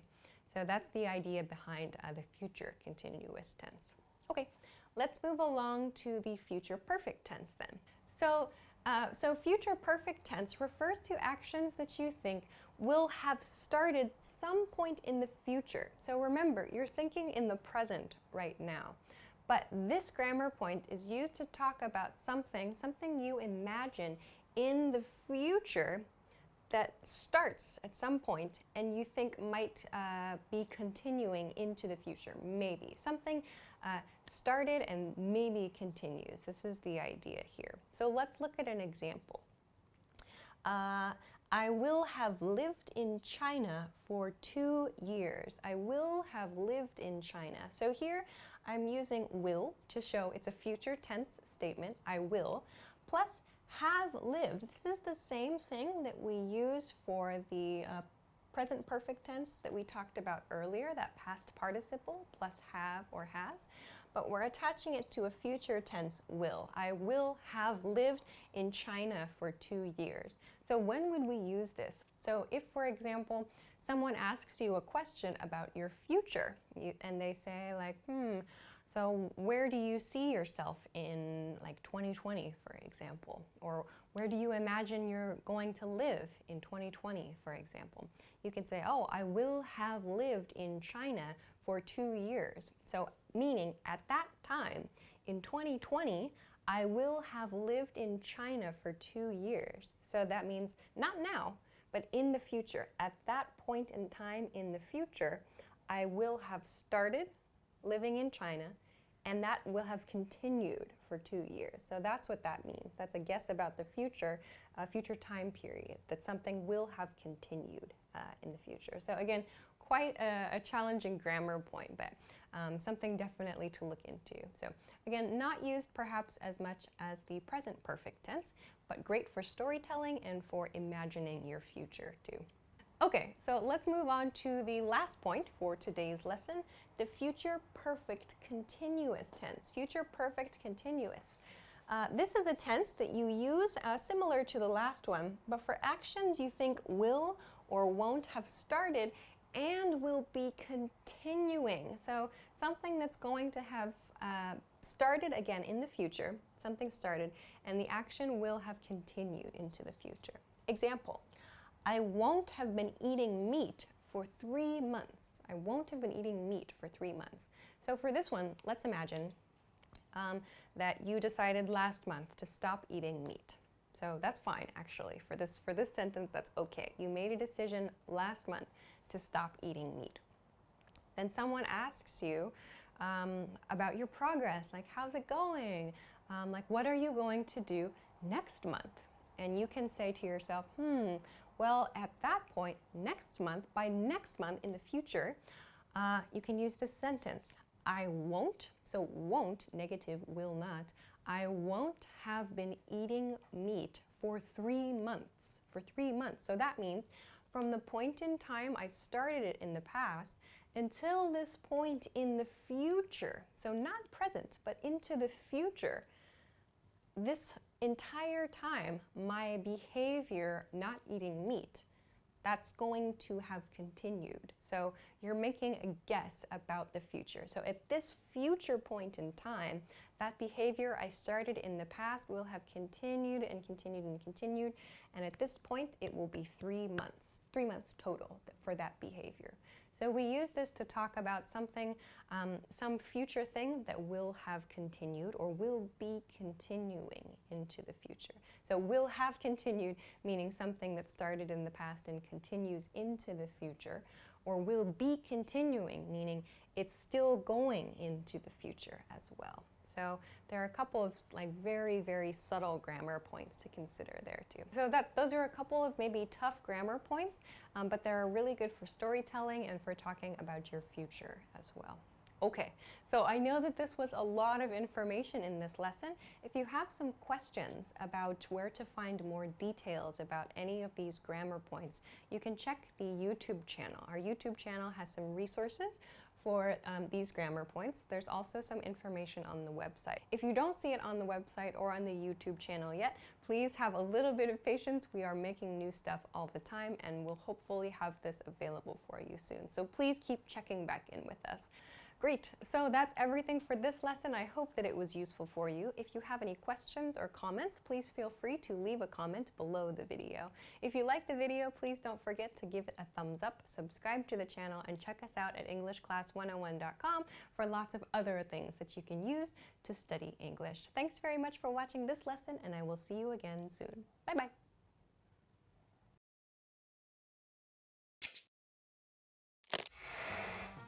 Imagine you're on a plane. There's someone next to you. What do you say?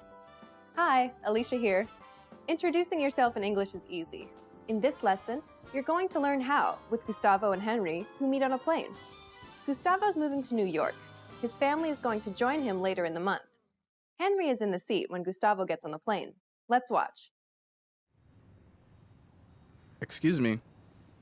Sorry about that. Hi, how do you do? I'm Gustavo. Nice to meet you, Gustavo. I'm Henry Edens. I'm sorry. Can you say that again, please? A bit slowly? Henry Edens. Henry Edens. That's it, but please call me Hank. Hank, nice to meet you.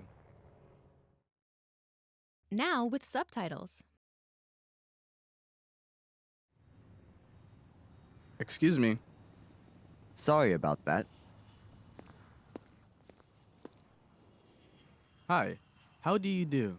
I'm Gustavo. Nice to meet you, Gustavo. I'm Henry Edens. I'm sorry. Can you say that again, please? A bit slowly? Henry Edens. Henry Edens. That's it, but please call me Hank. Hank, nice to meet you. Here are the key words from the scene.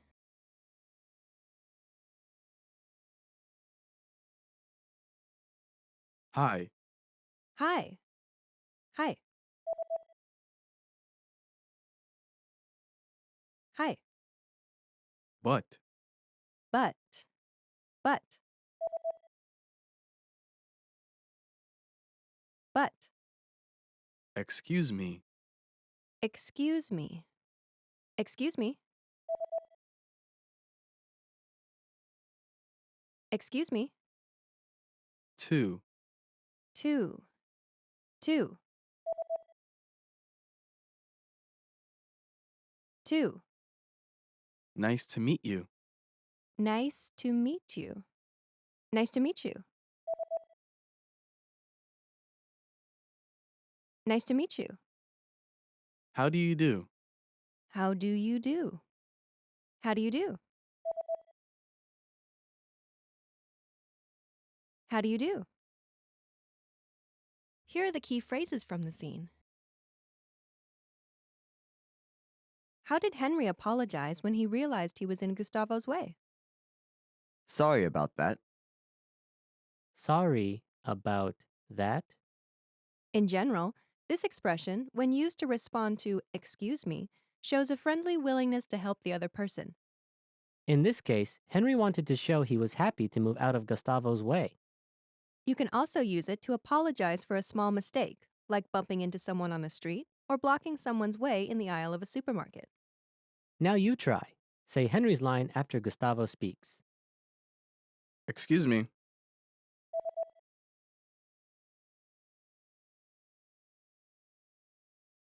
Sorry about that.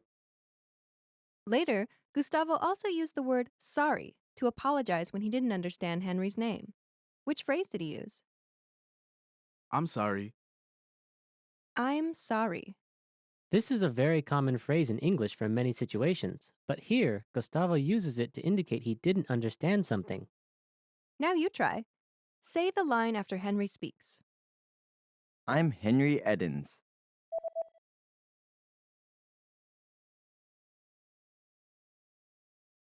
I'm sorry. Because Gustavo did not understand something, he asked Henry to repeat what he said. To do this, what polite question did he use? Can you say that again, please? Can you say that again, please? In response, English speakers will usually repeat what they have said and will use the same words. Now you try. Ask the question after Gustavo says, I'm sorry. I'm sorry.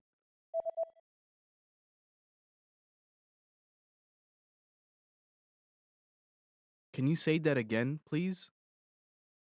Gustavo also wanted Henry to speak more slowly. To do this, what does he ask? A bit slowly? A bit slowly. This is not a complete sentence, but has a clear meaning when used after, "Can you say that again, please?" In response, English speakers will slow their speech down. Now you try. Say the phrase after Gustavo says, Can you say that again, please? Can you say that again, please?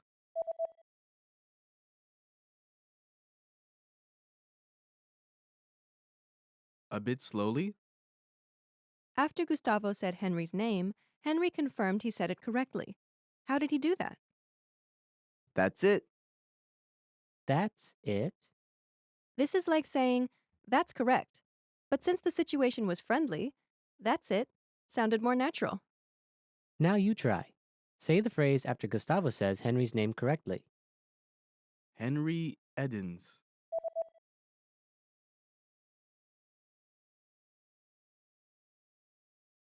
That's it. Now the lesson focus. Here's how to introduce yourself. Ready? Do you remember how Gustavo introduced himself? Hi. How do you do? I'm Gustavo. When Gustavo introduced himself, he started with "Hi," and then used a set phrase. How do you do? How do you do? This is a polite expression people often use with an introduction. It sounds like a question, but it has no particular meaning, and there's no expectation the other person will try to answer it. Next, he says, I'm Gustavo. the first part of this sentence is a contraction of two words, I and am. The am here functions like an equal sign in math. I'm. I'm The next word in the sentence is a name. Gustavo. Together it's. I'm Gustavo. The structure of the pattern is Hi, how do you do? I'm plus. your name. Now you try. Imagine your name is John. Say, "Hi, how do you do? I'm John."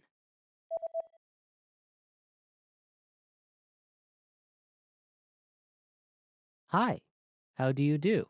I'm John. Now imagine your name is Aiko. Say, "Hi, how do you do? I'm Aiko."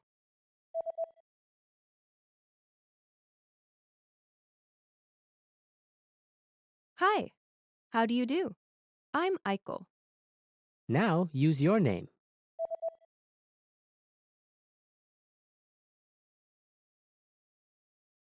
Okay, there are two additional things you need to know. First, there's a shortcut for giving your name. Just drop the I'm from the final sentence of the self-introduction.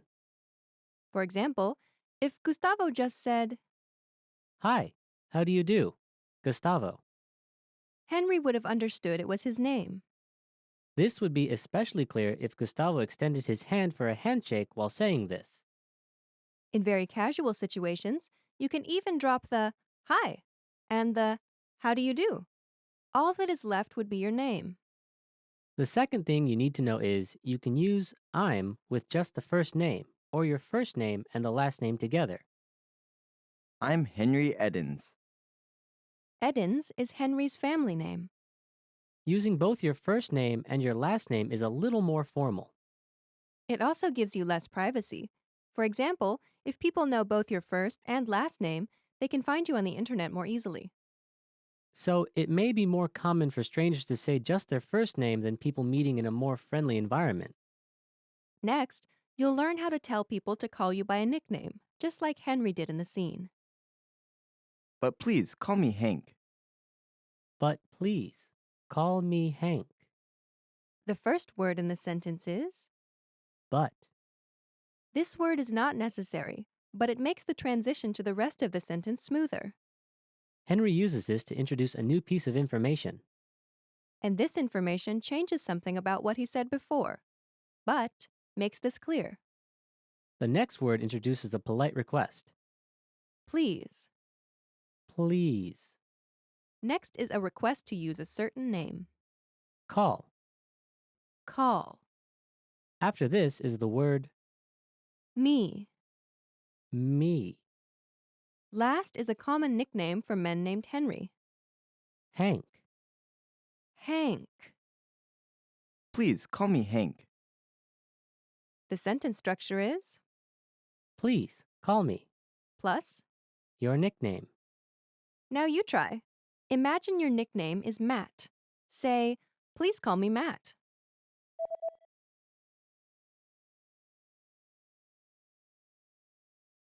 Please, call me Matt.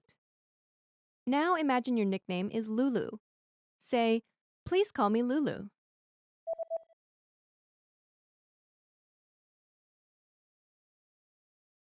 Please, call me Lulu.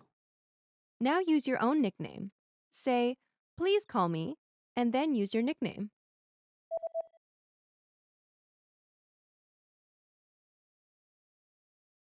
Finally, when you meet someone for the first time, it's polite to say a set phrase at the end. Nice to meet you. Nice to meet you. Usually, both people will say this or something similar to it. Now you try.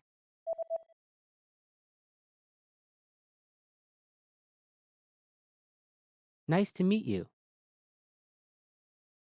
Now it's time to practice your new ability. Let's practice. This is your chance to introduce yourself. Try to remember what you learned and practice by speaking aloud. It's your first day in the US, and you're meeting your new neighbor. Ready? Here we go. What's the first thing you say to someone you've just met?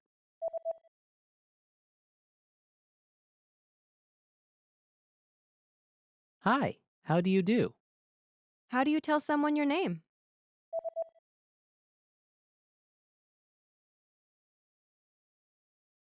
I'm name. I'm Henry Edens. How do you tell someone your nickname?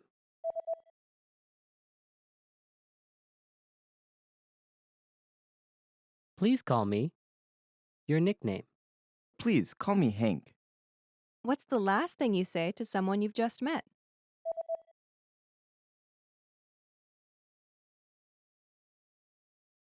Nice to meet you. Great job. You've just introduced yourself. You'll follow this same pattern many times, so be sure to practice it. Well done. Now, watch the scene one more time. After that, go and practice with all your American friends, or with us in the comments. Bye! Excuse me. Sorry about that. Hi, how do you do? I'm Gustavo. Nice to meet you, Gustavo.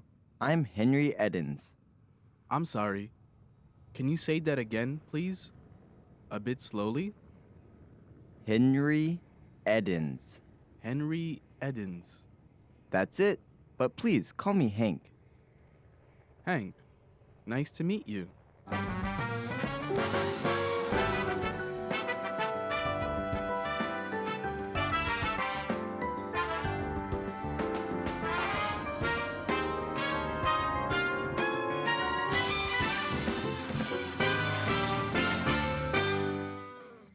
Yeah! Hi everybody, welcome back to Top Words. My name is Alicia, and today we're going to be talking about tongue twisters. Tongue twisters are phrases that are difficult to say, so they're really good chances to practice your pronunciation. Let's go. Sally sold seashells by the seashore. Sally sold seashells by the seashore. This one's difficult because of the s and sh sounds. Sally sold seashells by the seashore. Sally sold seashells by the seashore. Sally sold seashells by the seashore. That one's not so bad. Okay, we'll move on. Next. Betty Botter bought some butter, but she said the butter's bitter. I've never seen this before. Okay. Betty Botter bought some butter, but she said the butter's bitter. That's a good one. That's a good one. I feel like you could have thrown the word like but in there somewhere too. Betty Botter bought some butter, but she said the butter's bitter. Ah, that's a good one. It's very bubbly. Betty Botter bought some butter, but she said the butter's bitter. It's like if I knew the words, I could probably say it faster. Betty Botter bought some butter, but she said the butter's bitter. Butter's bitter. Bitter, butter, bitter. But she bought some butter, but she said the butter's bitter. Is this enough? I don't know when to stop. How much wood would a woodchuck chuck if a woodchuck could chuck wood? The next tongue twister is also a classic one about woodchucks. Woodchucks are real creatures that exist on the west coast of the United States, primarily in Washington and Oregon. They're like beavers, but they don't live in rivers. They live in like forests and rocks. The tongue twister is, how much wood would a woodchuck chuck if a woodchuck could chuck wood? How much wood would a woodchuck chuck if a woodchuck could chuck wood? And then there's a common response to that, which is, it would chuck all the wood that a woodchuck could if a woodchuck could chuck wood. We definitely talked about this one in that English topics episode we did about tongue twisters. Lesser leather, never weathered, wetter weather better. Oh, I've never seen this. Lesser leather, never weathered, wetter weather better? Hang on, I'm just like astounded by the grammar of this sentence. Lesser leather, never weathered, wetter weather better. Oh, that's hard. It's the wetter weather better. Wetter weather better part. Those last three words. Lesser leather, never weathered, wetter better. Lesser leather, never weathered, wetter weather better. Wetter weather better. Weather. It's the weather better that's hard. Weather better. Weather better, weather better, wetter weather better. Yeah, that's it. Lesser leather, never weathered, wetter weather better. On to the next one. If two witches would watch two watches, which witch would watch which watch? If two witches would watch two watches, which witch would watch which watch? Did you write these? Did you find these on the internet? Someone's brilliant. If two witches would watch two watches, which witch would watch which watch? Oh, that one's a good one. If two witches would watch two watches, which witch would watch which witch would watch which watch? All right, that's the end. Wow, those are really good tongue twisters. The one that always gets me from that episode of English Topics that we did was Irish wristwatch. Irish wristwatch. Hard one. And one we came up with the other day was sushi session. It's a good one, right? Yeah. They were like, let's go for a sushi session. I was like, that's hard. Sushi session, sushi session, sushi. That's a really good one too. Irish wristwatch and sushi session. All right, so those are Those are tongue twisters. Give them a try. They are really, really great ways to practice your pronunciation. If you know any other tongue twisters, please share them with us in a comment so that we can all give them a try. Thank you very much for watching this episode of Top Words. If you liked this video, please be sure to hit the like button and subscribe to our channel if you haven't already. Thanks very much for watching this episode, and we'll see you again soon. Bye. Oh my God, I want to have this job where I just sit at like my desk and I just think of, that's probably what somebody does, like they're bored at their job and then they just think of these sorts of things.